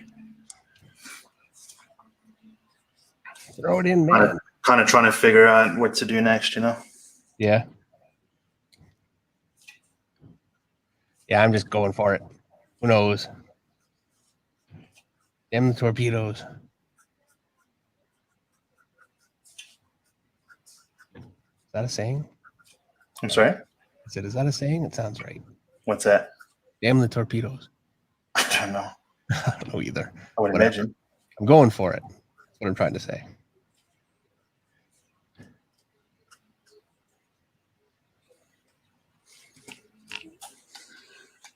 Going to take a couple of layers of dark. I really want that cape to push back. And I don't want to just obliterate it. So it's a matter of kind of using a ton of water, a couple of thin washes, and just slapping it in there.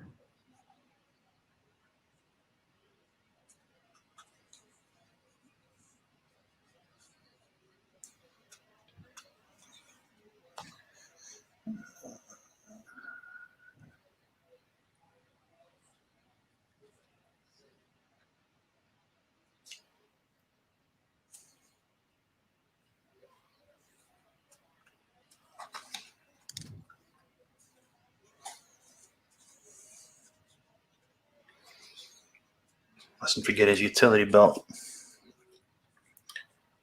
Oh yeah. Just proud of myself for not painting his skin the same as the cow.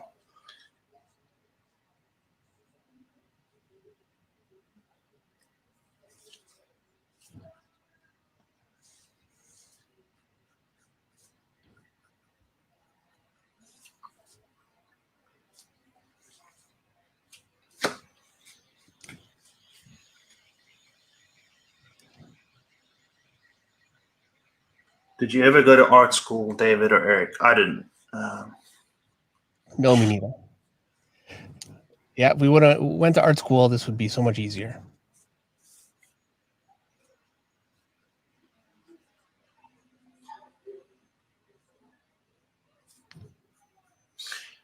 The advent of the internet and YouTube, and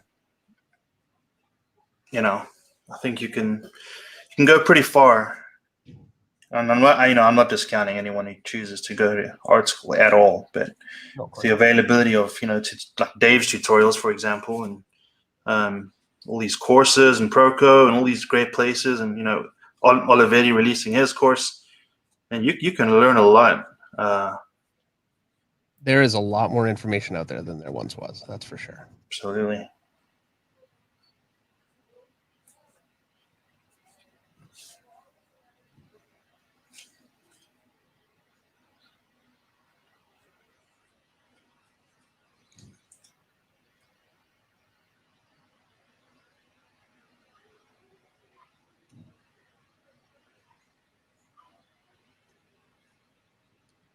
Most art schools wouldn't teach stuff like this anyway. They'll teach you the tools, I guess, that you can use to do this kind of thing. But yeah, I guess they won't be painting Batman, for your degree. But that's true. And also, art schools, generally speaking, won't teach you how to I'm not using reference. Neither are you, Eric. We're painting. These are figures that we're painting out of our imagination, and that's not something you're going to learn in school. Fortunately, it's more you sit with a model, and I think that's very valuable and something that I could certainly get a lot out of. But it's a different approach for sure. Yeah, and one thing the pandemic's done is allowed. I know El Padrino. I think when you first started your Discord, he I think it was him. Correct me if I'm wrong, but because of the pandemic, he was able to stay home and learn a lot of art, and his art's improved a ton because of that. Wow, that's great. Yeah. It's a silver lining. Yeah, it's all because of the availability of, this kind of stuff online. Yeah. Yeah, you got to take the wins you can.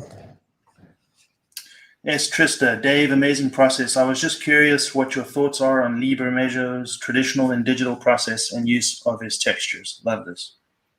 He's phenomenal. I think what makes his stuff so great is his drawing ability is absolutely incredible. His textures, folds, all those kinds of things are really masterful. That the whole style would really fall apart if he didn't have the command of form that he does.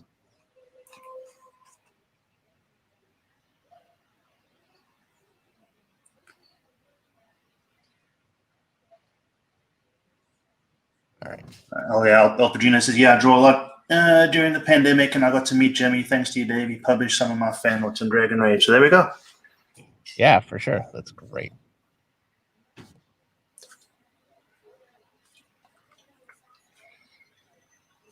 Yeah, I think Jimmy and Page One Comics is a great resource for aspiring artists out there. He's a good publisher, and he's really giving a lot of people a chance, which I think is great. And there's not enough of that right now. All right. Is there something that an artist should important to learn other than the fundamentals?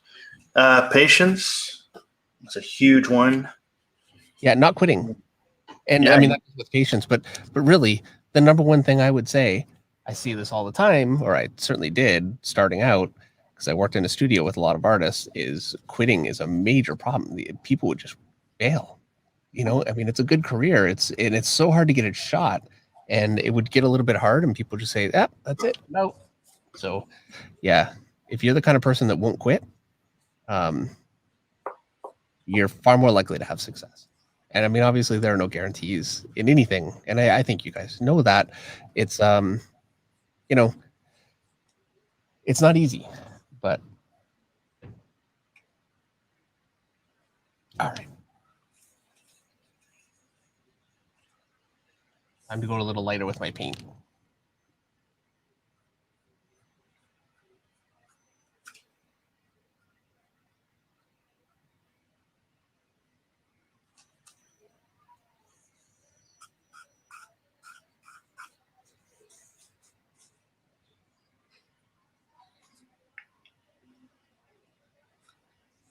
So I'm using black and white, a lighter mix, ideally. I think it's actually still a little dark. Just a lighter mix. I want it to be a step up from what I did here, and I think that is, yeah. And some medium in there, but mostly water.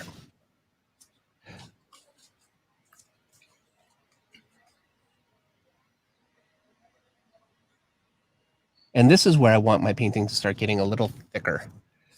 I like it to be very thin in the darker, shadowy portions, and then lead up to a bit of a thicker, painterly kind of a surface for my lights. And that's why I really prefer acrylic over a watercolor, where you don't get that effect. And you know, one is obviously not better than the other. I just prefer it. So Xander Malcolmson says, David, what is your favorite Batman from the comic? Costume, right? Batman suit from the comics. I want to say, I think the one from Hush, Jim Lee's Hush. It's just very, it's just a classic outfit. And if I have the chance, and I'm not doing Batman, when I'm working for DC, obviously I have to do Batman in the costume that he's currently in. And by the way, I'm just painting it down. I've got my other brush slightly wet, and I can kind of get the edges to blend just with the wet brush, just like that. The paper you're working on, and I picked up just a little bit there. So it's, you know, it wasn't perfect, but yeah, I just think I like that kind of classic look much more. I actually designed his costume just before New 52. I designed his look with Grant Morrison, and it lasted for a little while, and then New 52 came along and he changed again. And as much as I was happy to design his costume, I was very upset actually to have to design his costume. I wanted it to be the classic costume. I really generally don't like it when they change costumes. Who was it that designed the Rebirth costume? That was Greg Capullo, and it underwent some changes. I know for me, I had some trouble with the some of the cape. It was kind of bothering me, and so I kind of did my own version of it a little bit. And you know, that's how it goes. Any costume, you always have different artists have their interpretations of costumes. So, but that was Greg Capullo that designed that one. I like Esad Ribic's style too. The skin tones look great. He is amazing. Yes. Oh, he sure is. And you know, to sit beside him at a convention, because we were in, and this is a few years ago, we were in Australia together, and I was sitting beside him. We were there for 2 weeks, and so part of it, we were just hanging out, and we went to the zoo and all kinds of stuff. I had my family there, you know, and yeah. Anyway, we were beside each other every time we went to to a convention. I think we went to a couple of different ones, and yeah, just watching him work was ridiculous. Actually, I should show you guys some of my original art sometime. I bought a Deadpool from him. Oh wow, I'd just love to see that. Yeah. Watched him paint it right there, and I had to buy it. It was amazing.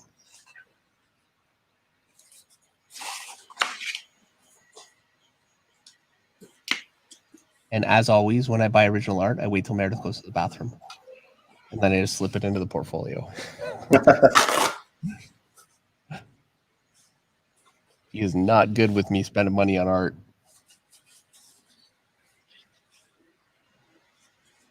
I've gotten a little carried away at times. It's easy to do. It is. I bought a So Tim. many great artists out there. Oh yeah, I bought a Tim Sale double page spread. Meredith wasn't at that show, and I told this is actually from Jason. He's my art dealer too at Essential Sequential, and I don't mean that as like some kind of a buy my art. I don't mean that, but he's my art dealer too. Anyway, yeah, he still has it because I was afraid to bring it home. I didn't want to. You have it home just for the weekends. Well, and so then I go to another convention, and Meredith's with me, and Jason says, "Hey, when are you gonna pick up that?" Oh like, no! Yeah, it's too late.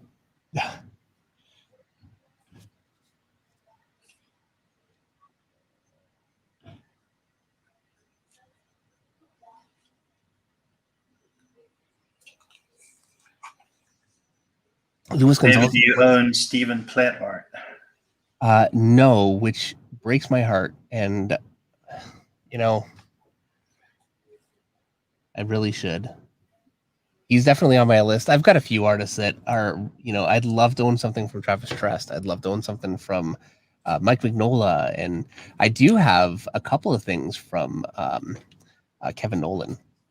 But so much of it is what I end up doing is like I've got some artwork from John Buscema, and I actually traded some of my artwork for it with the art dealer, so it really worked out.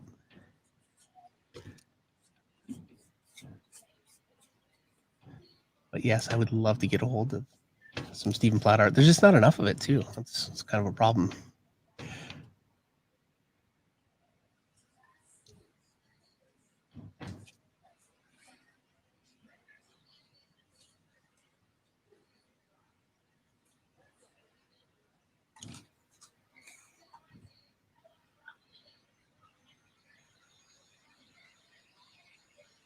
I gotta say, Eric, I'm not exactly powering through this really fast. Like it's still taking a bit of time, Good. I think the last one Why that do you think that is? Is it are you seeing things you didn't see in the last time, or?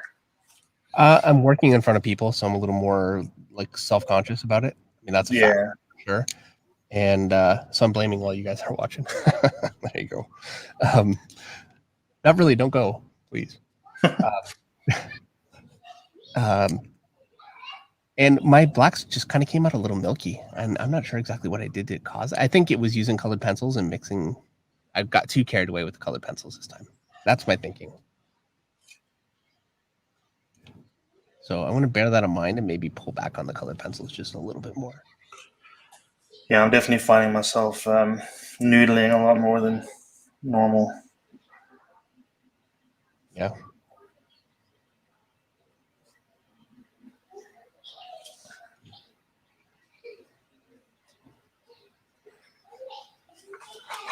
I'm actually going to start working on some background stuff here in a bit, just because something that's easy to happen is just to lose.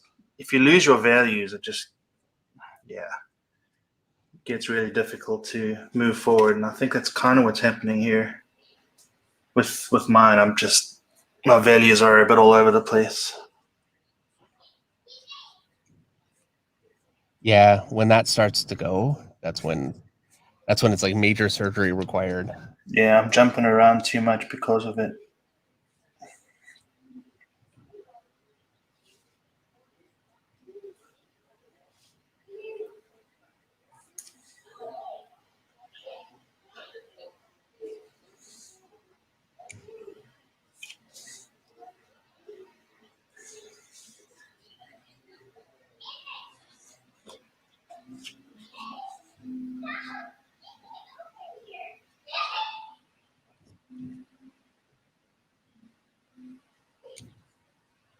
We're getting quiet. I'm just reading. Gentlemen, good evening and greetings from Twin Isle Republic of Trinidad and Tobago. Awesome. West Indies, Caribbean. Love in the house, guys. Excellent painting skills. Good to see you. Yeah, thank you so much. I would be jealous, but we're actually warm here now. Normally, whenever I hear from somebody that is, from like the Caribbean, somewhere warm, like, oh, Canada is actually a little warm, so we're good right now. I'll be jealous again in a few months.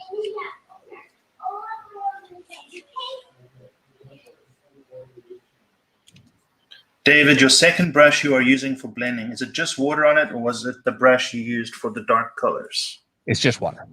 Yeah. The tip is a little dark just because I don't really properly clean my brushes. So, and I'm losing a little bit of edge here. This is just getting a little soupy. I do think I'll be able to clean it up with colored pencil. I could be wrong, and we'll see. And I'm kind of hitting my mark. Yeah, I'm going over the same things over here. It's driving me nuts. So I'm going to come in with some black pencil and fix some of the stuff I've lost here.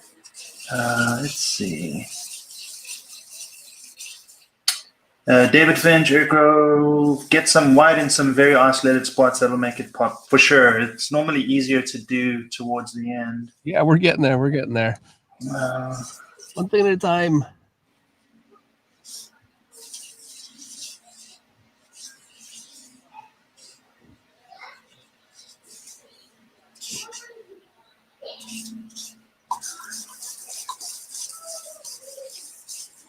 Do you think art history is important?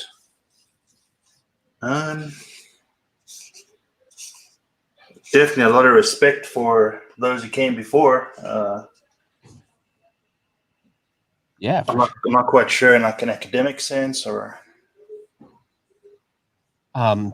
I guess passing it down, generation to generation. So it's definitely important. Yeah. Now, I don't think that I have really a lot of time for what they actually teach in art history. I'm interested in what was, you know what? I missed his nose. Go back in there. It's in dark. I'm interested in technique and, the innovations the artist made and how they went about their process. I do not care about what they were trying to get across with their artwork. It means nothing to me. And I think that is for me, it's a downfall of artwork. Art is there to be, in my opinion, be beautiful. If you want to tell a story, then that's something different. And that's fine. I mean, obviously I do storytelling art, but yeah, I disagree with art criticism, the kind that exists now. Adding value to, art based on things other than the art. But, not like I really have. Don't care that much.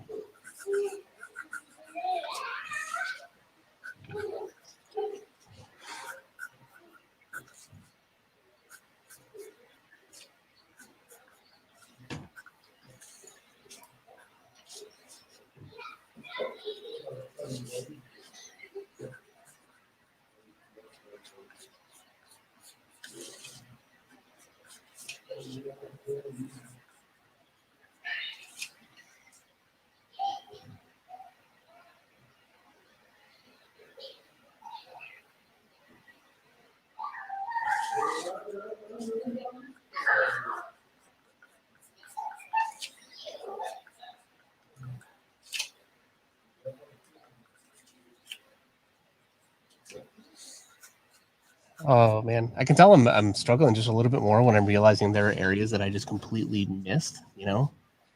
Like his nose, a few things here and there. Yeah. It won't take long to get in there and just fix it. But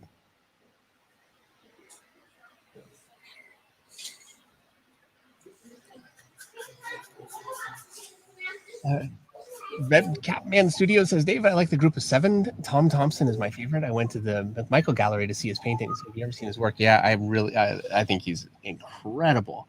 And I think his work really does. I mean, it stands up just as absolutely beautiful. And I'm interested in, all what he was thinking, what caused him to interpret the shapes in the way he did.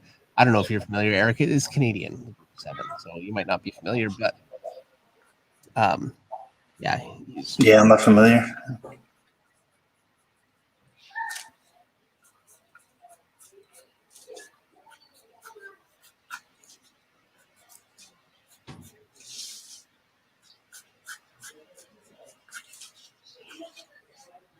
Nathaniel Archer says, I agree with Dave. I don't care as much about the artists themselves and knowing every detail about them. Just the technique is what you actually need to know to make better art. Yeah, absolutely.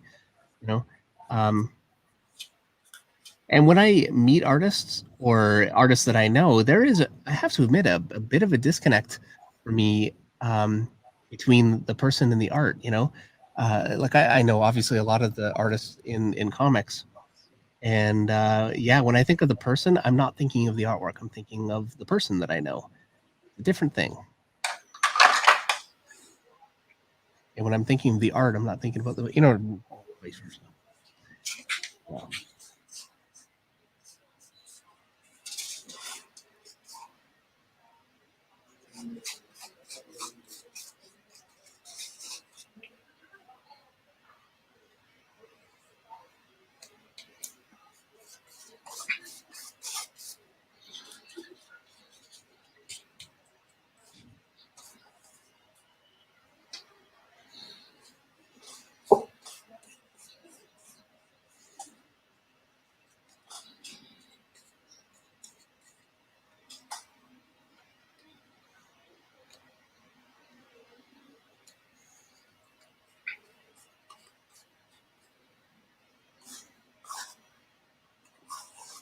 All right. I'm going to darken his nose. Forget again. All right.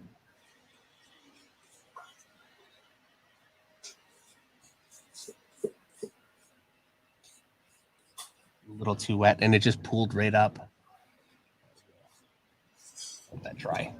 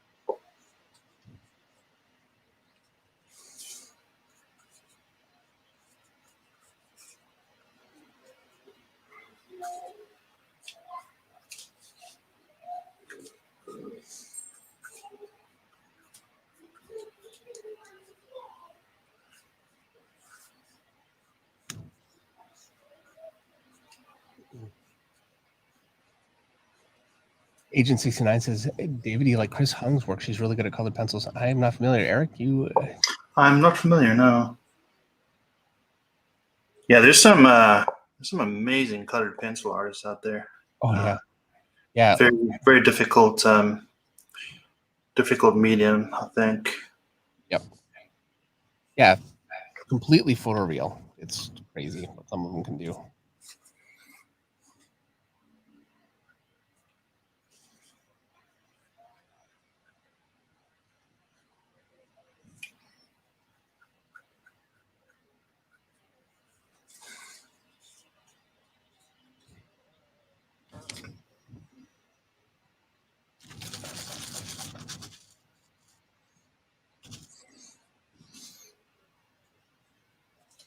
SCS wants to know what is your favorite joke. He's got a super chat there. $5. My favorite joke? Yeah. Oh man, I don't know. I can't remember jokes. Thank you so much for your super chat, SCS. I really appreciate it. I'm no good with jokes. So I'm just using a toothbrush, just with some black paint and a lot of water, and I'm doing it just to kind of give the whole thing a bit of a texture, and it kind of brings the tones together a little bit, and it gives me a look that I kind of like, and I can kind of dab it out in places where it gets a little bit too harsh.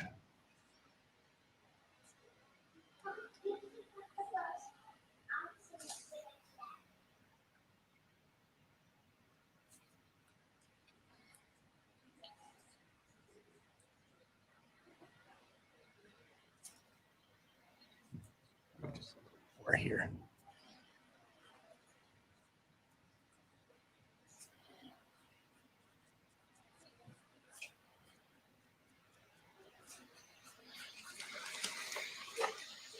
An alternative to this would be using spray paint, which would be great. I don't have any spray paint, so going this way.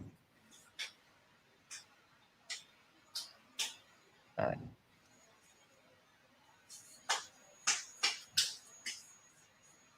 Found my toothbrush, by the way, Eric. Do some splatter. What's that? You gonna do some splatter? I already did. Oh, nice. All right. Oh yeah, looks great. Thank you. Well, it'll look better after a layer or two. I'm going to go with another layer of gray, just a little lighter than before.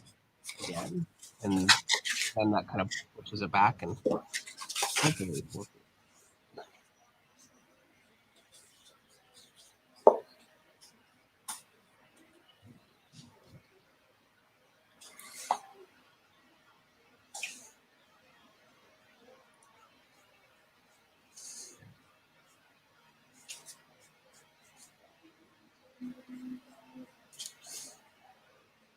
Need a little more water.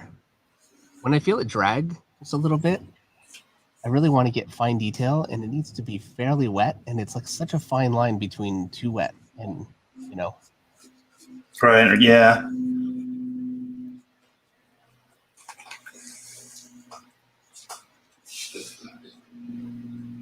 Getting a bit of a hum in your microphone.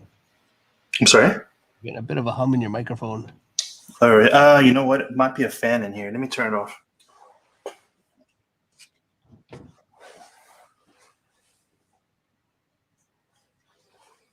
See that or the fan on my laptop? Is that better? Yep. Okay. Yeah, it's the fan. Gets a bit toasty in here. Oh yeah, yeah. So this is where once I put on my lighter areas like this, I can really start to go in and with the lighter stuff, start to establish a lot of my edges, like around the eye right there. I'm gonna bring it into the eye just a little bit there. Down the nose. It got really thick. And I can get a finer amount of edge control detail. Start to make it, because until you get to that point, things can start to look a little bit soupy.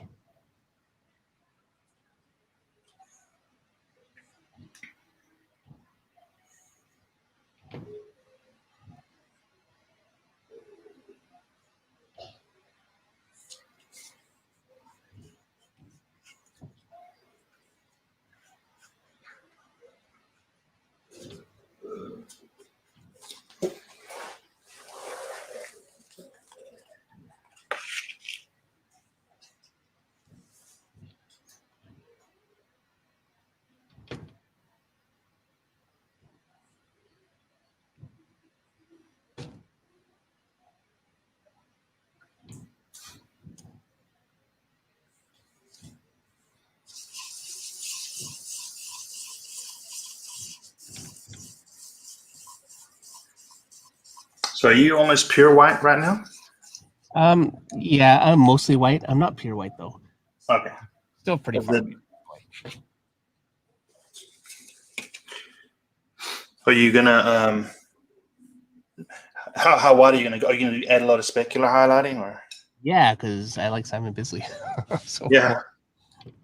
by the way, yeah, my entire goal in life is to paint like Simon Bisley. So there you go. I'm definitely having the highlights. Honest Battler says, you guys would like a Netflix original show called Norseman. One actor looks like Eric. Have you seen that, Eric? No, I haven't.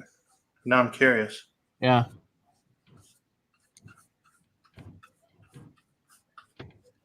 SES Powerlifting says, my wife challenged me to paint a Batman because of the stream. Thanks, LOL. Good luck. I'm sure it'll come great. That actually brings up a good point. Anyone who's is following along and having fun, and maybe Russ can post the tag, or I know El Padrino knows it too. Just on Instagram, just tag it as Finch Flock Fine Art, and be curious to see and how everyone's turned out. And I know last time with Captain America was awesome to see the feedback and the response was really, really good to see. Yeah, it was great. Absolutely.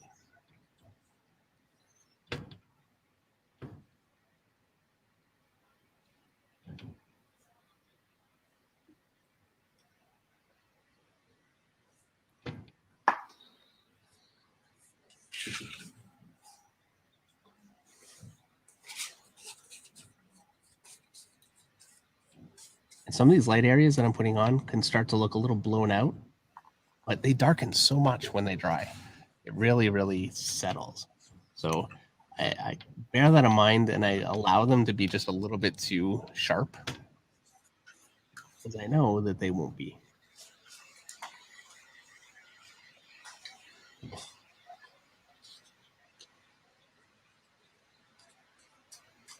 I don't know what it is, but I have such trouble filling in. I don't know if it's the paper or what the deal is here, but large areas of one color.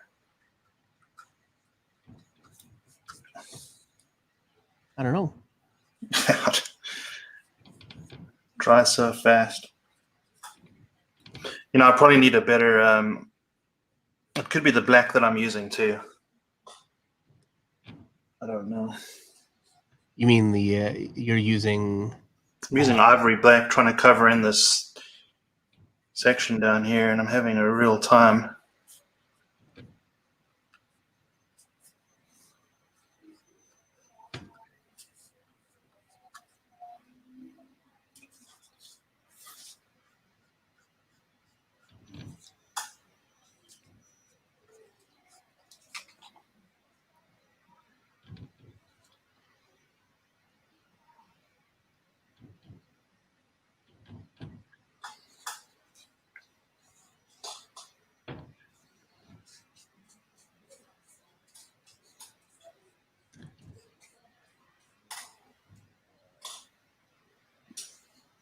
Nathaniel just says, "I got to go to bed soon. You're going to be done in the next 20 minutes." Well, we'll do our best. 20 minutes might be a little ambitious, to be honest with you. I mean, I am really trying to get this done quickly and not keep you guys up all night. But yeah, this is it's not as predictable as drawing the normal drawing streams, for sure. No.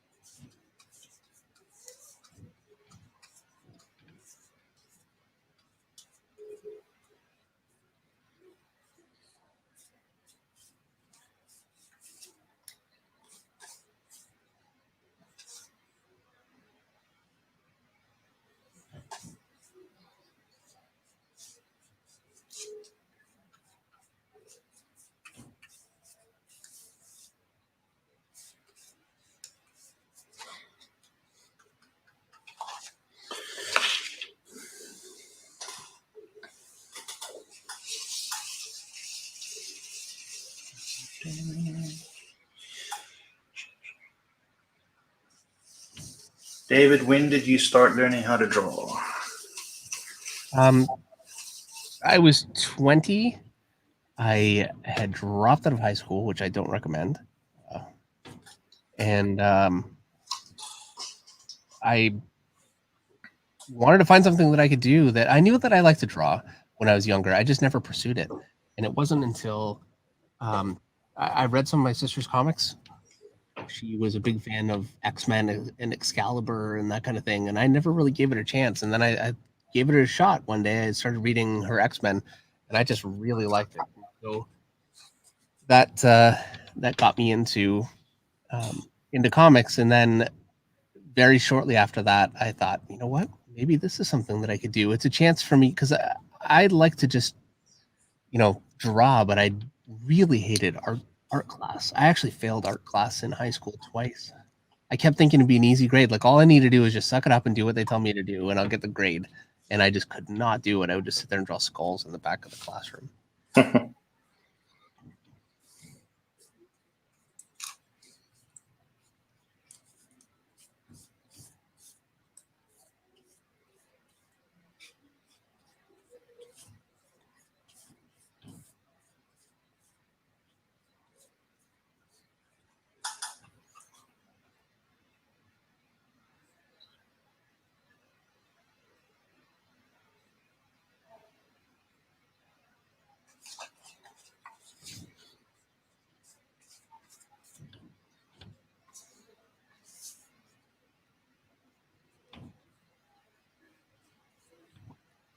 Mix a little more paint. What's that? Said I'm going to need to mix a little more paint. It's nice when you're painting, and the paint that you've mixed is enough to get everything you wanted to get. Yeah, that didn't happen. Yeah, yeah. It normally happens with the washes that I do. I don't get enough, and then looks all blotchy and well, not the washes. You know when at the end when you fill in the background. Evil One says he wants to meet the art teacher that failed me. Yeah, well, you know what? I hated him. I'm not gonna lie. I did not get along with my art teacher. I'm so laid back now, generally. You know, I was much worse when I was younger. I mean, that's how it goes. And I thought he was full of it. And you know what? I still think he was full of it. So there you go.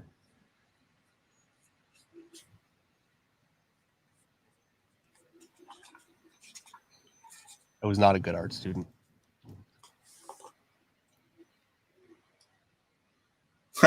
Sequoia says, "I am an art teacher." So that's funny. You know, and I'll tell you what, I've met art teachers since then that have been great, and I've seen work from students. From teachers will come to conventions and they'll say, "This is the work that a particular student is doing in their class, and it's amazing," and they're fostering it and encouraging it, and I think that's great. So yeah, here's me bashing teachers, and I apologize. I didn't like my teacher.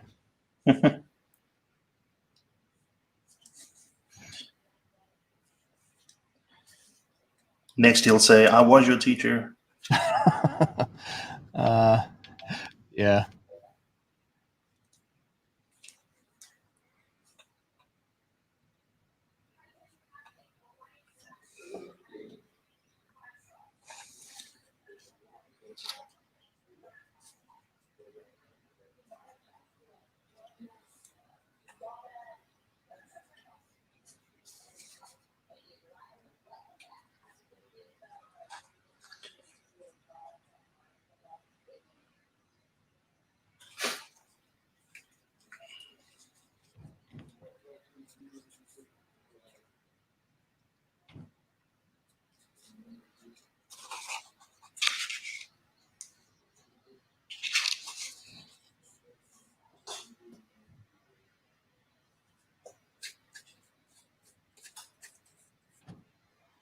So I'm just going in with my kind of final layer of lighting on my main figure, and I'm just putting in some highlights.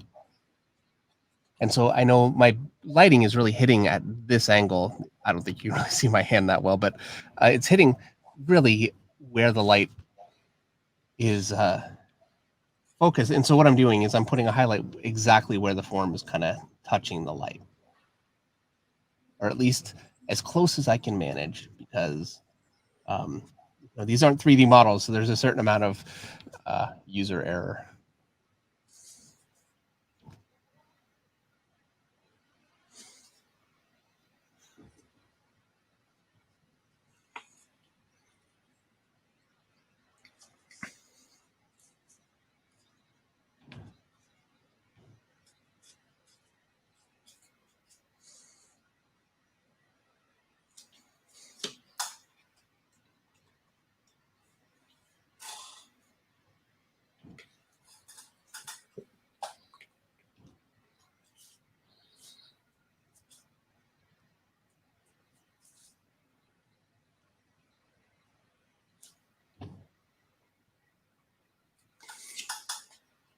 Sombernaut says, "Hey Dave, did you prime your paper with something before starting your painting?" I did not. No, it's just 400 series Strathmore multimedia paper, and no, because I'm using acrylic, I don't really feel any need to prime. If I was using oil, I would definitely want to prime it, but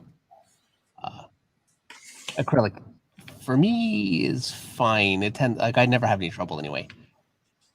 If there's an advantage to priming, I don't know what that would be, but that's not to say that it's a bad thing. I just don't know, and that's what I get for failing art school. First day would have been how to prime and stuff. Your painting, your paper. Yeah, you know what? It really was not, though. That's the problem. I say this all about art school, but for the most part, unless I had gone to Art Center in Pasadena or a school like that, I really wasn't getting the kind of education that would help me with any of this anyway, truthfully. So I didn't miss out too much, I don't think.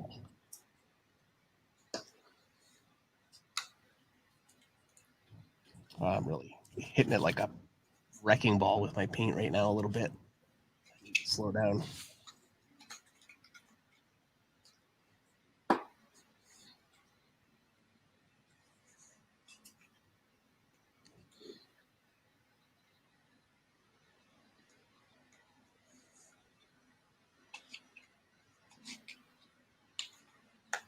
And I love that the more I do this, I'm starting to learn what edges I can hit that will really, really sharpen a picture and what I can leave soft. And that if there's a way to like speed that process up, I don't know what it is, but definitely doing a few paintings over a few months, like I feel better with it, Your edge control and stuff. Yeah, just like hitting things and it pops and it works. And you do that a few times and it starts to feel easier, I think.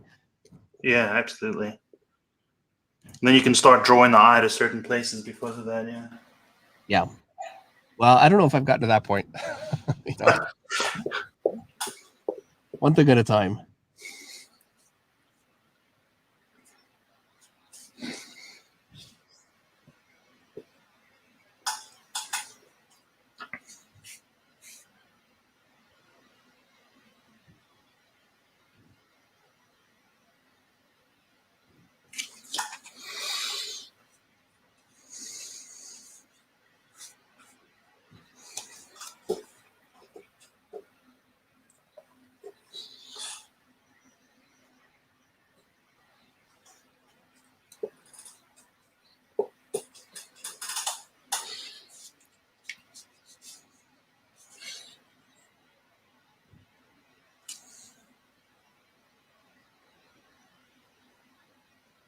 Playing with fire over here.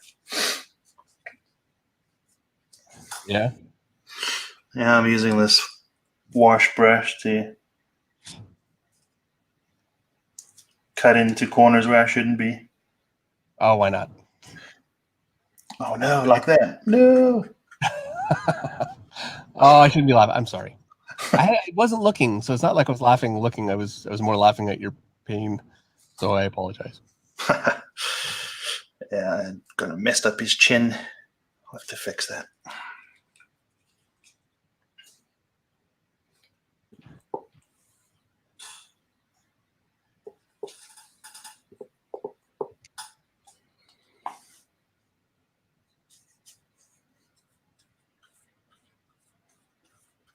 Oh, I'm going pretty white with this, and then I'm just kind of slapping it.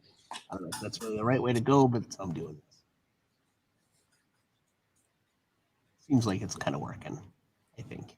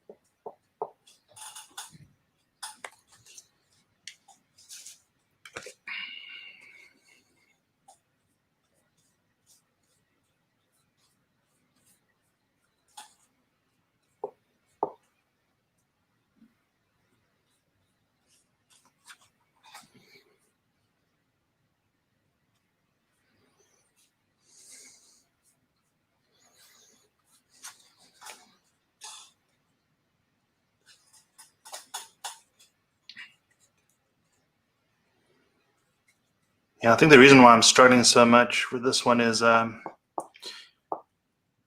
really think it came down to my wash again. The very first wash is so important. Just wasn't dark enough. You still at any point could just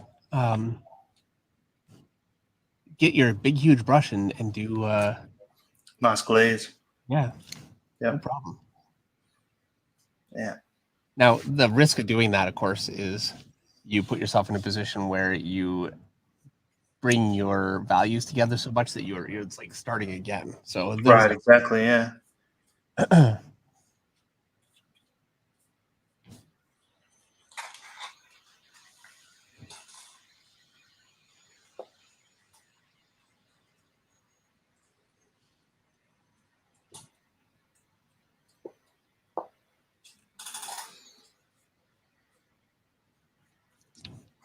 I can totally feel myself put my finger right or my hand right on what I just painted. Yeah, I did that too earlier. I'm going to do it now, actually. On purpose? No. Okay.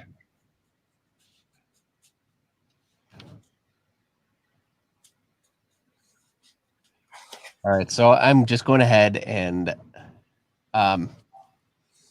establishing in my my rim light that I kind of have in just a little bit, but it's very messy because it's just colored pencil. So I'm just going to go ahead and clean that up and get a little more water in my brush. It's a little going on a little hard. You guys can see what I'm doing here. Yeah, just kind of throwing this in. That contrast hopefully will really kind of bring some of this together. I can also really clean up some of my edges this way. So I kind of didn't worry too much about some of this being a little chalky and messy, just because I knew that I would have the opportunity to go in here and clean it. Just with a simple rim light.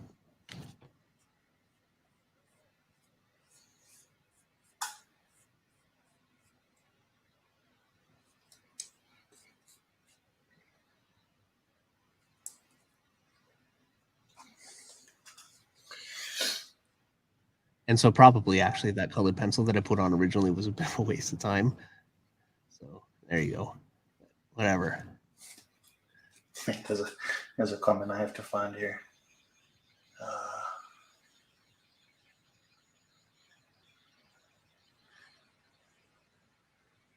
Oh, and Anthony G. I thought the punchline was going to be different. The coloring on Eric's has me picturing Christian Bale's Batman if he was in those 1940s Batman films, kind of a sepia tone. Yeah. Yeah. On our practice stream, when the burnt sienna started coming out, the contrast of the dark against the cool and the burnt sienna, I really enjoyed. So I'm trying to kind of do the same thing here. Was more of a happy little accident, as Bob Ross would say, than anything else. Wasn't intentional.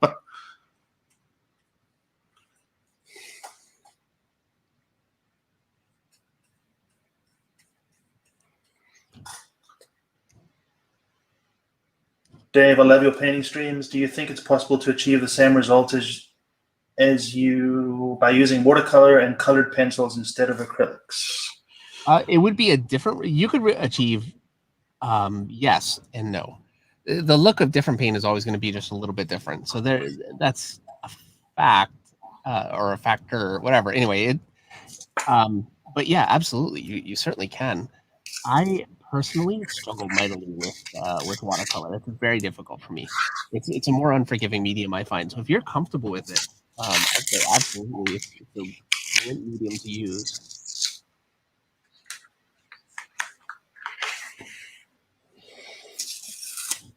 I'm gonna have to remove this.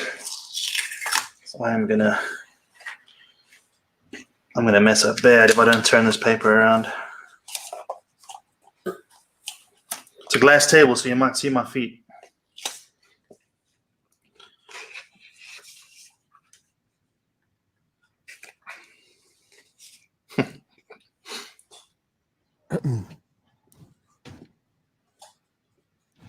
Background looks good. Thank you. I'm gonna have to get mine in there at some point.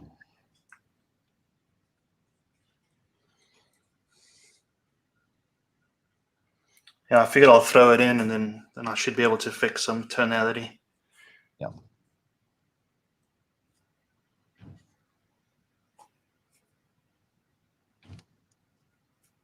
All right, I'm just about wrapped up with most of this picture here.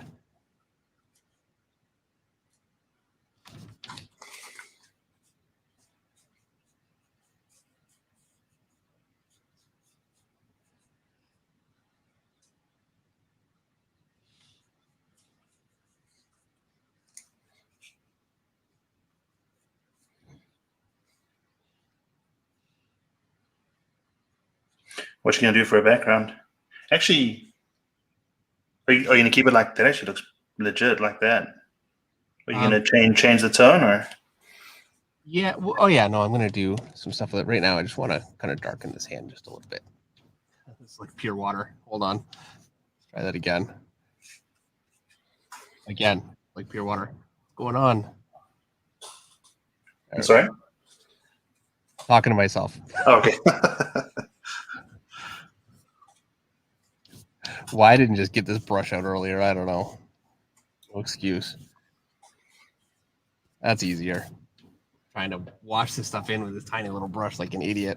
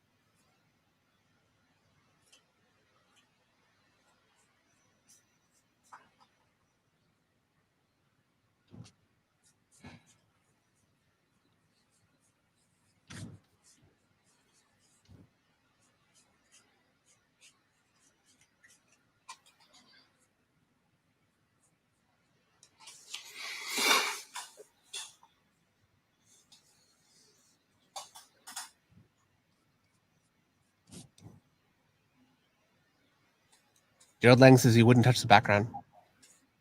I know that looks really good that way. Okay, well, if Gerald Lang, by the way, Lang, phenomenal painter, for those of you guys that don't know, says leave the background alone, that's what I'm going to do. I'm going to leave it alone.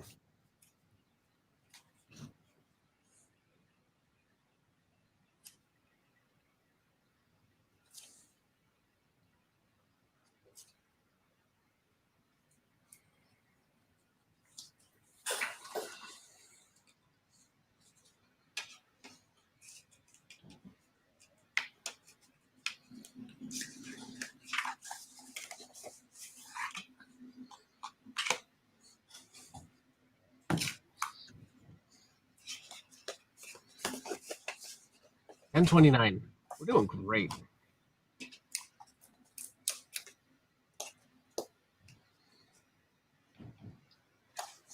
I'm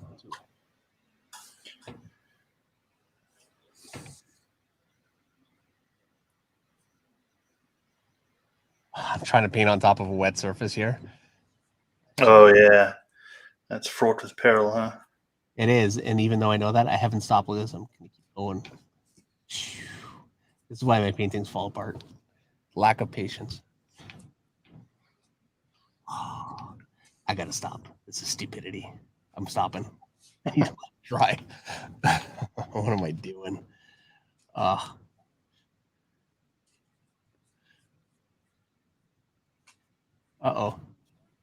Trump. Just rubbed off some of my paper. It's all right. Oh no. Some of your you picked up some of the acrylic or the paper itself? No, the paper is kind of wet, and I was rubbing it, and it rubbed the actual paper right off. Oh, you can put some medium on it and then paint over it again. Boom. Now it just looks like kind of a... Okay, it looks like a mistake. Yeah, put some medium on it. Kind of fill the cavity a bit, and then... Kazoo says, Dave, no. Yeah, I know.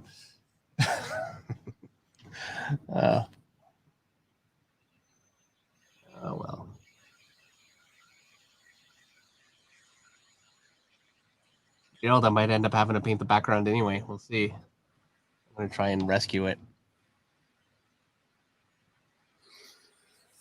My background tonality is too close to his highlights. Boo.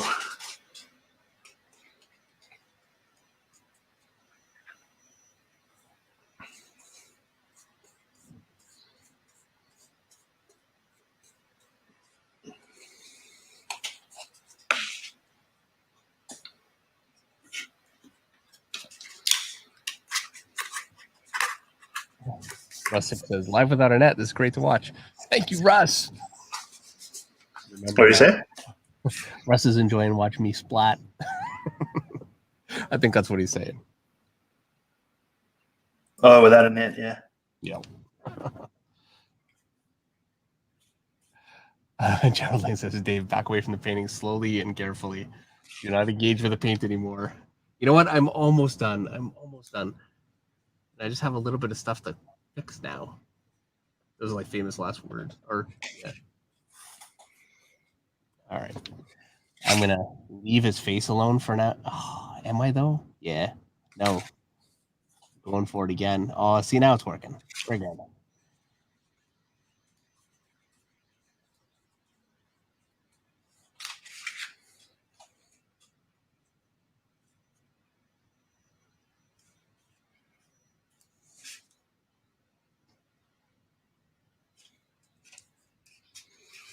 Background's giving me fits. I'm gonna stop. Okay.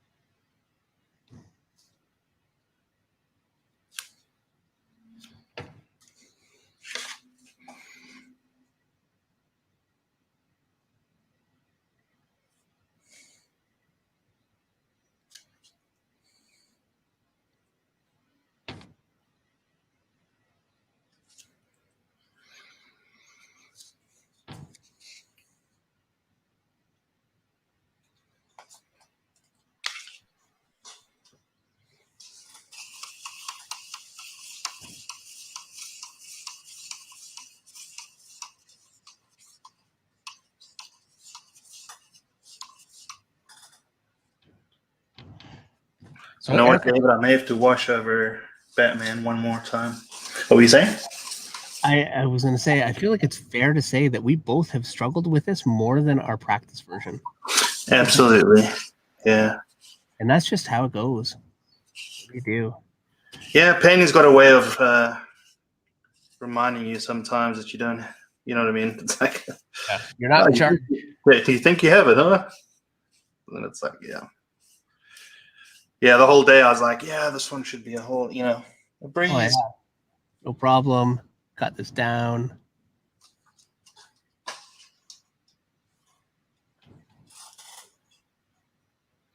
Ariel made you nervous. Yeah, made me nervous. Yep.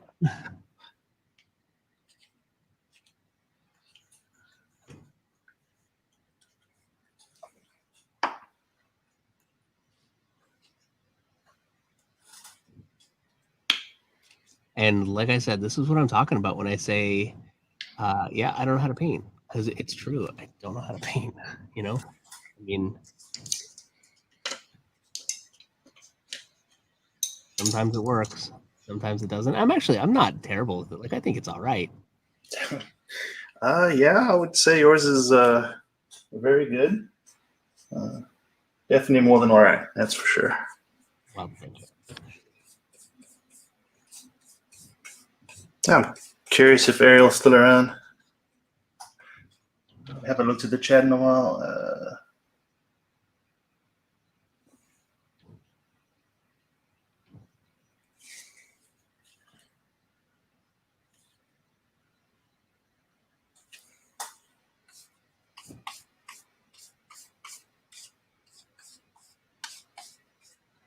Neil Wilson says, Dave, you're a paint sculptor. Thank you so much, Neil.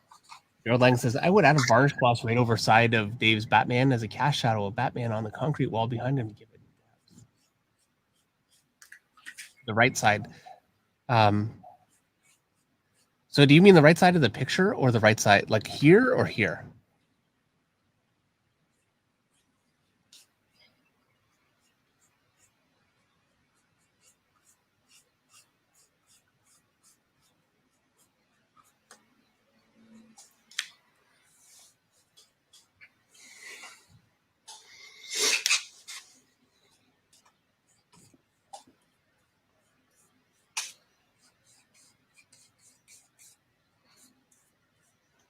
Carbon says, get a better brand of carbon black, Eric, that looks to have fillers. What kind of, you're using Liquitex? Ivory. Right? I'm sorry? You're using Liquitex, like the good stuff? Yeah.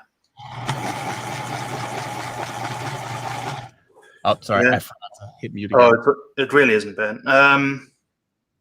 Yeah, it might just be the black that I'm using that doesn't the coverage. I don't know. Yeah, I don't know. What if I should glaze over him one more time, David? Yep. Gino says, Dave, how can you possibly say you don't know how to paint? It looks fantastic, very realistic. Thank you so much, Gino. Really, thank you. You know, this is, I love painting. It's hard. Chris Gardner says, great stuff, guys. Do you sell these paintings after you're finished? Yeah, you know what? We're actually gonna, now we talked about this because part of the thing that's making it possible for me to be able to paint is the idea that Meredith, my wife, for those of you guys that don't watch the Monday night stream, she does the Monday night stream with me. She expects me to be able to sell at least, you know, some of them. She's hoping, because I'm spending a lot of time on them. So yeah, we're gonna put them up on the website, is what I'm saying. Long story short. Okay. So what I'm doing right now, I'm just softening things up with a little bit of white pencil. I just find when everything is pretty close, like this little white area is a little harsh, I can just kind of soften it out just a little bit. I need to not get too carried away, but I can get just a little bit of softness from the pencil. And even just a little bit of texture, which I kind of like.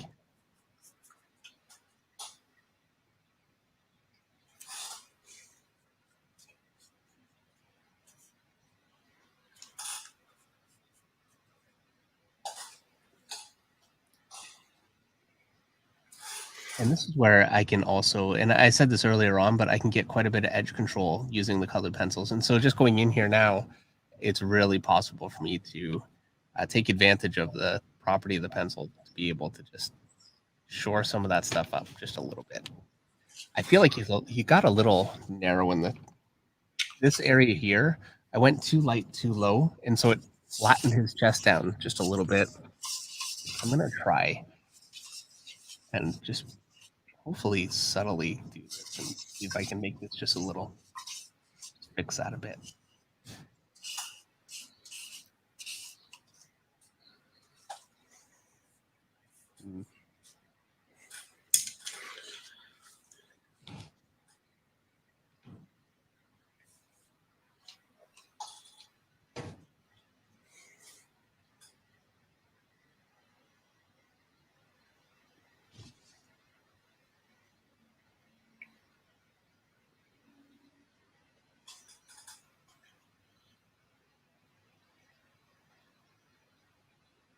And Gerald Lang says, you got to pay for Meredith's horses and chickens somehow. Yeah, that's for sure. Red Catman Studios says, I just saw Mike. Up, I lost it. Hold on. I just saw Mike Mayhew's version of Stephen Platt's Moon Knight 55 from Moon Knight #1. Check it out, David. I'll have to take a look. Yeah. Honest Battler says, how is Alex Ross better than this? Yeah, let me tell you the ways. I mean, really, thank you. Don't get me wrong. I appreciate the thought, but yeah. That'll be a whole separate stream. Yeah. Yeah, the stream where I try and claim to be better than Alex Ross.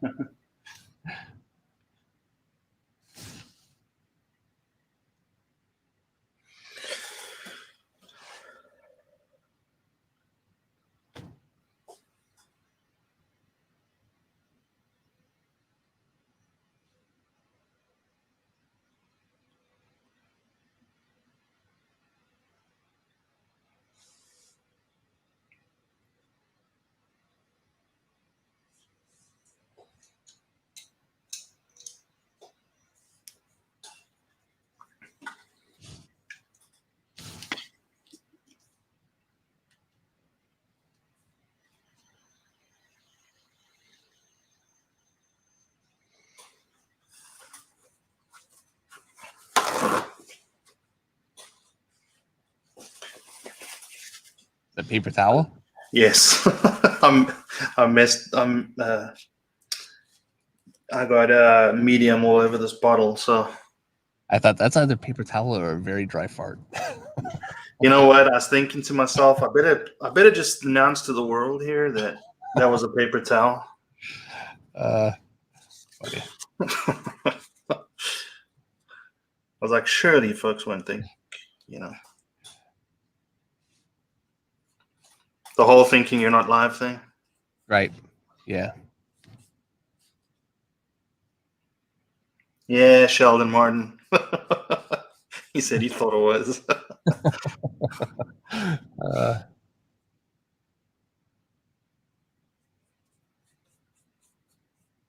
So I'm running back here really quickly. I want to Sheldon, or I'm sorry, not Sheldon Martin. Apologies, Sheldon. Oh,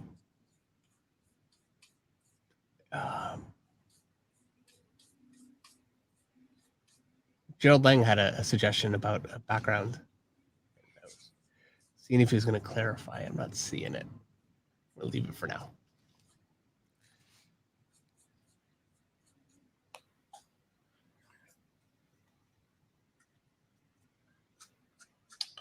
Man, I'm on a struggle bus right now.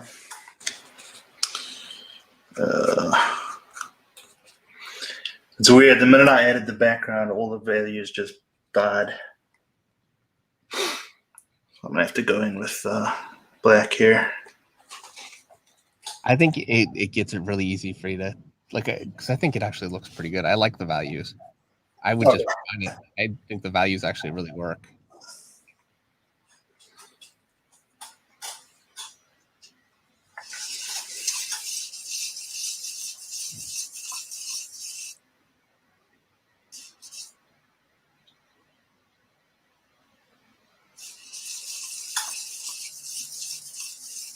Tomakark is going to go to bed. Looks so sick, David and Eric. Thank you so much for the compliment you gave. Batman is so much better than mine. Have a fantastic night, you all. Well, thank you so much for staying up as long as you could with us. It's starting to get a little bit late. 10:43. We're getting a little late. Eric's feeling the pressure. Absolutely.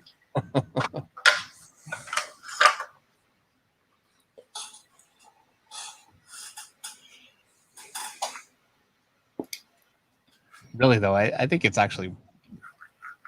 I think you actually with your painting got a little bit like I did with the drawing. I don't know that this is, like the greatest thing I ever painted. I'm happy with it though, but yeah, I feel like you froze up a little bit this time. Yeah. Because it looks good. So when I say you froze up, I don't mean like it came up badly. I just think you're doubting it. Right. Yeah, definitely.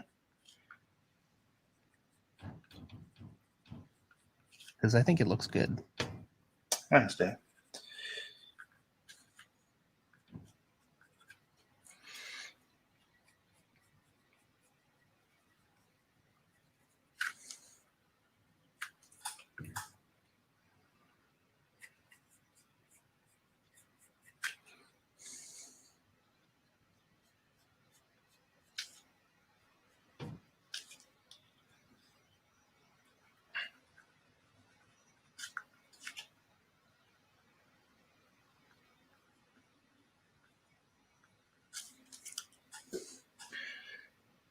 Trust the process, Eric. Yes, you have to.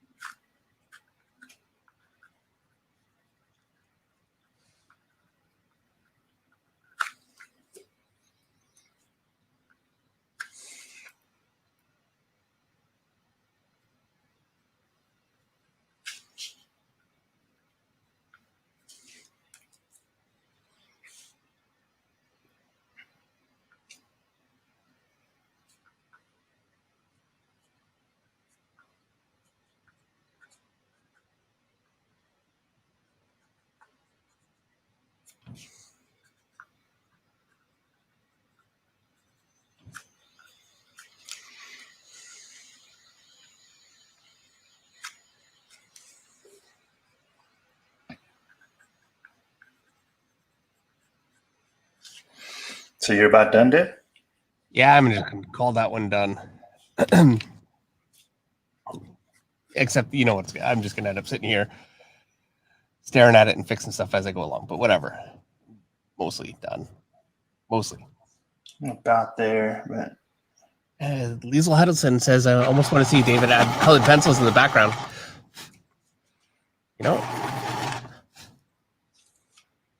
And again, I keep forgetting what I do.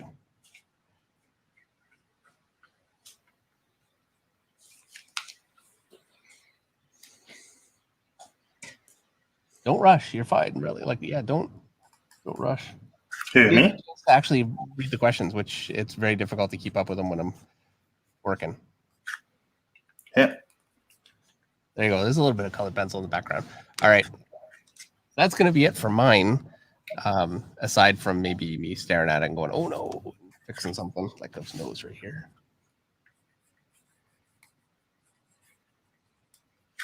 And oh yeah, now I'm it's going to be constant.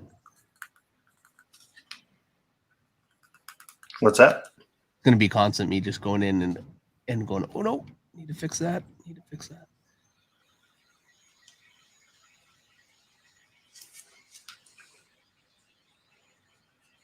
I'm trying to remind myself, though, this is the difference between a sketch and something I have more time on, you know? It's just that refinement. Right. Sometimes refining things doesn't make it better, you know?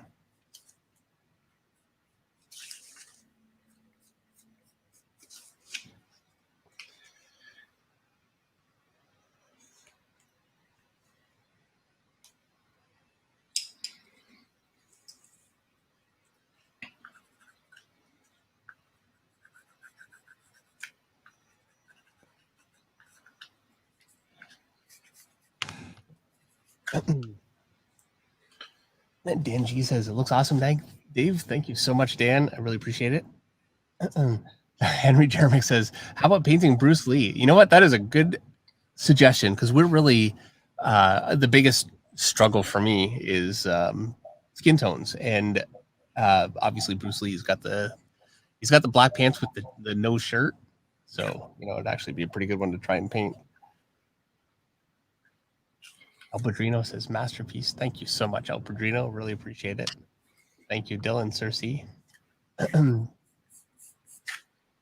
Nick from Detroit says, I don't know. I liked Bruce Lee on the Green Hornet as Kato. I didn't like when they fought with Batman and Robin. I had no idea what you're talking about, Nick. Bruce Lee as Kato. For me, Bruce Lee is always Enter the Dragon. I remember I was a kid and my mother let me stay up late. I wasn't allowed to watch TV when I was a kid. And so, yeah, that was like a big deal. And it was like a violent movie. Oh, yeah. Changed my life. Gerald Lang says, each painting is really nice and have their own character and dynamics going on. Got to run. Take it easy. Thank you so much, Gerald, for coming and spending the time with us. I really appreciate it. What time are we at? We're at 10:49, so we're not bad. We're doing all right.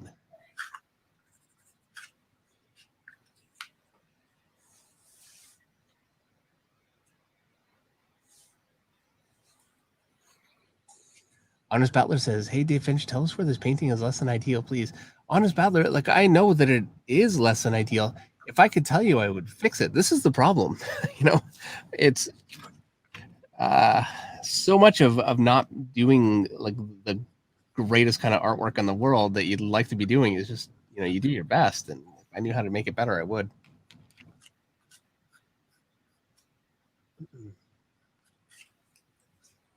Russick says, these look amazing, gentlemen. Thank you. Fantastic work. Thank you so much.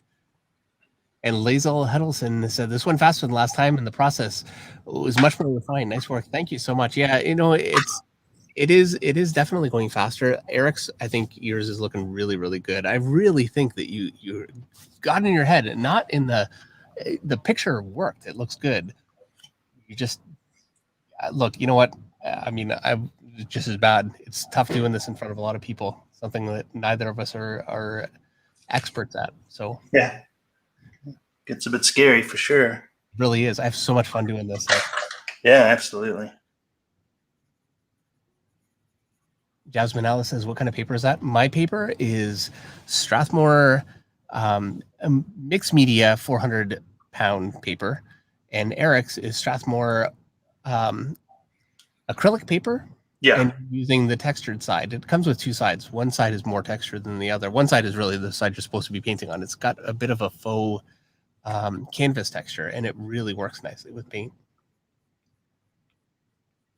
Lance Boye says, this went so much better than my Captain America last time. I learned a lot. You know what, Lance? I'm really looking forward to seeing what you did with it.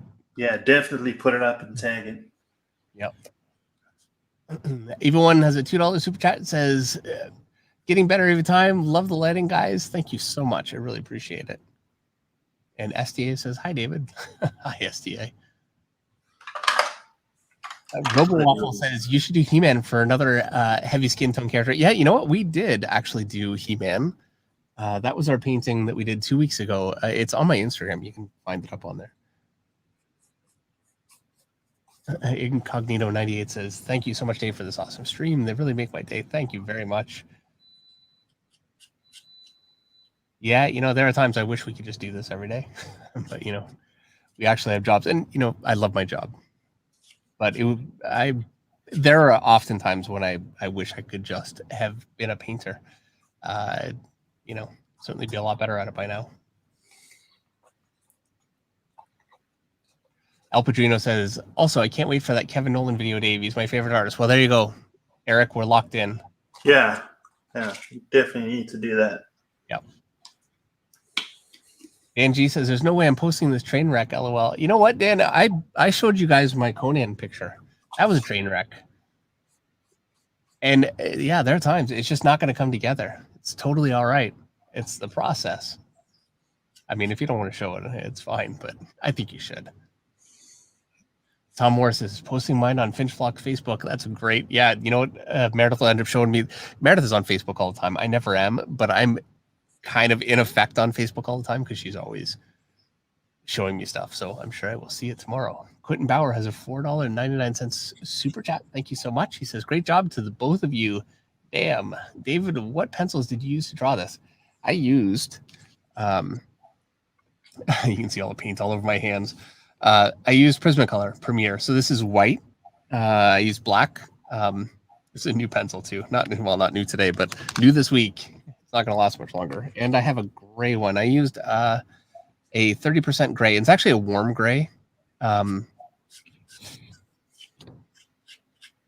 They had, when I bought these, I just bought a bunch of each. I didn't even pay attention to whether it was warm or cool. So I guess I should try cool one too. Joey Trimmer says, fantastic work, gents. Could you guys recap your paints again really quick? Yeah, absolutely. I use carbon black. This is golden fluid. All my paint that I'm using is fluid acrylic. That's really the only common factor for me. Eric is using... yeah, I'm using titanium white Liquitex. Yeah, heavy body. Heavy body. Ivory black. And then burnt sienna. Burnt sienna, right. Yeah, those are the only ones used, yeah. And you'll notice Eric's has a slightly more orange overtone. Mine has a slightly more brown tone. And that's really the difference between burnt umber and burnt sienna. I just couldn't find my burnt sienna. So it really makes no difference to the finished painting, though. It just gives it a slightly different tone. And Eric, it really actually, and I think it might be your carbon black, or you're using ivory. Yeah. Ivory. I need to get some ivory black because that really looks blue. And yeah, it really goes blue.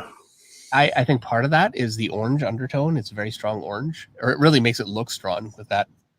But ivory black gives you a really good blue, and there's no blue in that picture. That's entirely just the contrast with the warms that are underneath it. And my black is definitely nowhere near as pronounced in terms of the blue that it gives you. So I need to get some ivory black and give that a try. All right, Dave, I'm about done. I'm just going to do this real briefly. Sweaty Stoner says, Eric nailed that still protector Batman pose. Thanks so much, guys.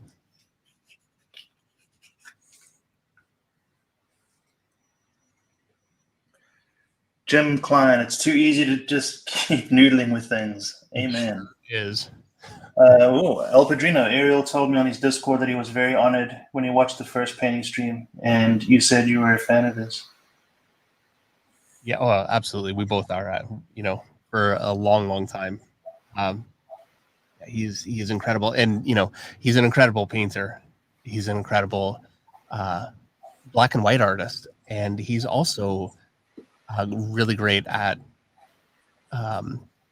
digital art, from colors to inks, the whole works. Like he really does it all. Honest Battler, mine is not Mars black, it's carbon black. So yeah, burn umber, carbon black, and my white is just the same as Eric's. I'm just using a soft body. I want to get some heavy body and give it a try, because Eric really swears by him right now, and it's been working well for him. So yeah, the heavy body actually. I mean, you can see I got a little bit of matte medium there, and that even that little bit just helps so much. At first, I was kicking myself for buying it, but oh, you guys want to see a mess? Look at this. There's my palette. I've been using the same piece of paper for weeks. Is that your porcelain palette? No, it's just a piece of paper. It's just it's my comic book board. Yeah, so I use just paper plates, which is pretty sweet. I can just stack them when I'm done and toss it. Yeah, using paper is a mistake, because it soaks into the paper. But once you have enough paint mixed on there, nothing's soaking into that. So I think I'm going to use this for the rest of my life. It looks kind of like my desk. I always keep a white piece of paper underneath what I'm working on. You can see this is actually my backdrop from Monday night's stream. But under that is my desk, which is covered in paint splatter and stuff just from years of abuse. Yours is like a 3D model, Dave. Oh, thank you, Eric. Oh, and I apologize. Ojaz Valero says, hello, Mr. Finch. It is morning here and had my online class, so I had to finish it fast. I have mailed it to you. Please take a look at it. All right, I'll see if I can find it. Thank you. Richard M8422 says, David's palette would sell for $500,000 in a swanky auction. Yeah, there you go, Eric. Neither of us need to work again. We'll sell our palette. Throw away the painting, we'll sell the palette.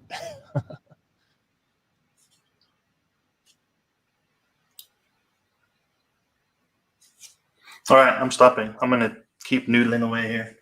All right. That was a lot of fun. I really appreciate. Yeah, that was an absolute blast. I see John Jeremy Villanova is saying paint spawn. That would be a lot of fun. I think that's something we should try at some point. It is nice to get a break from trying to get skin colors working, let me tell you.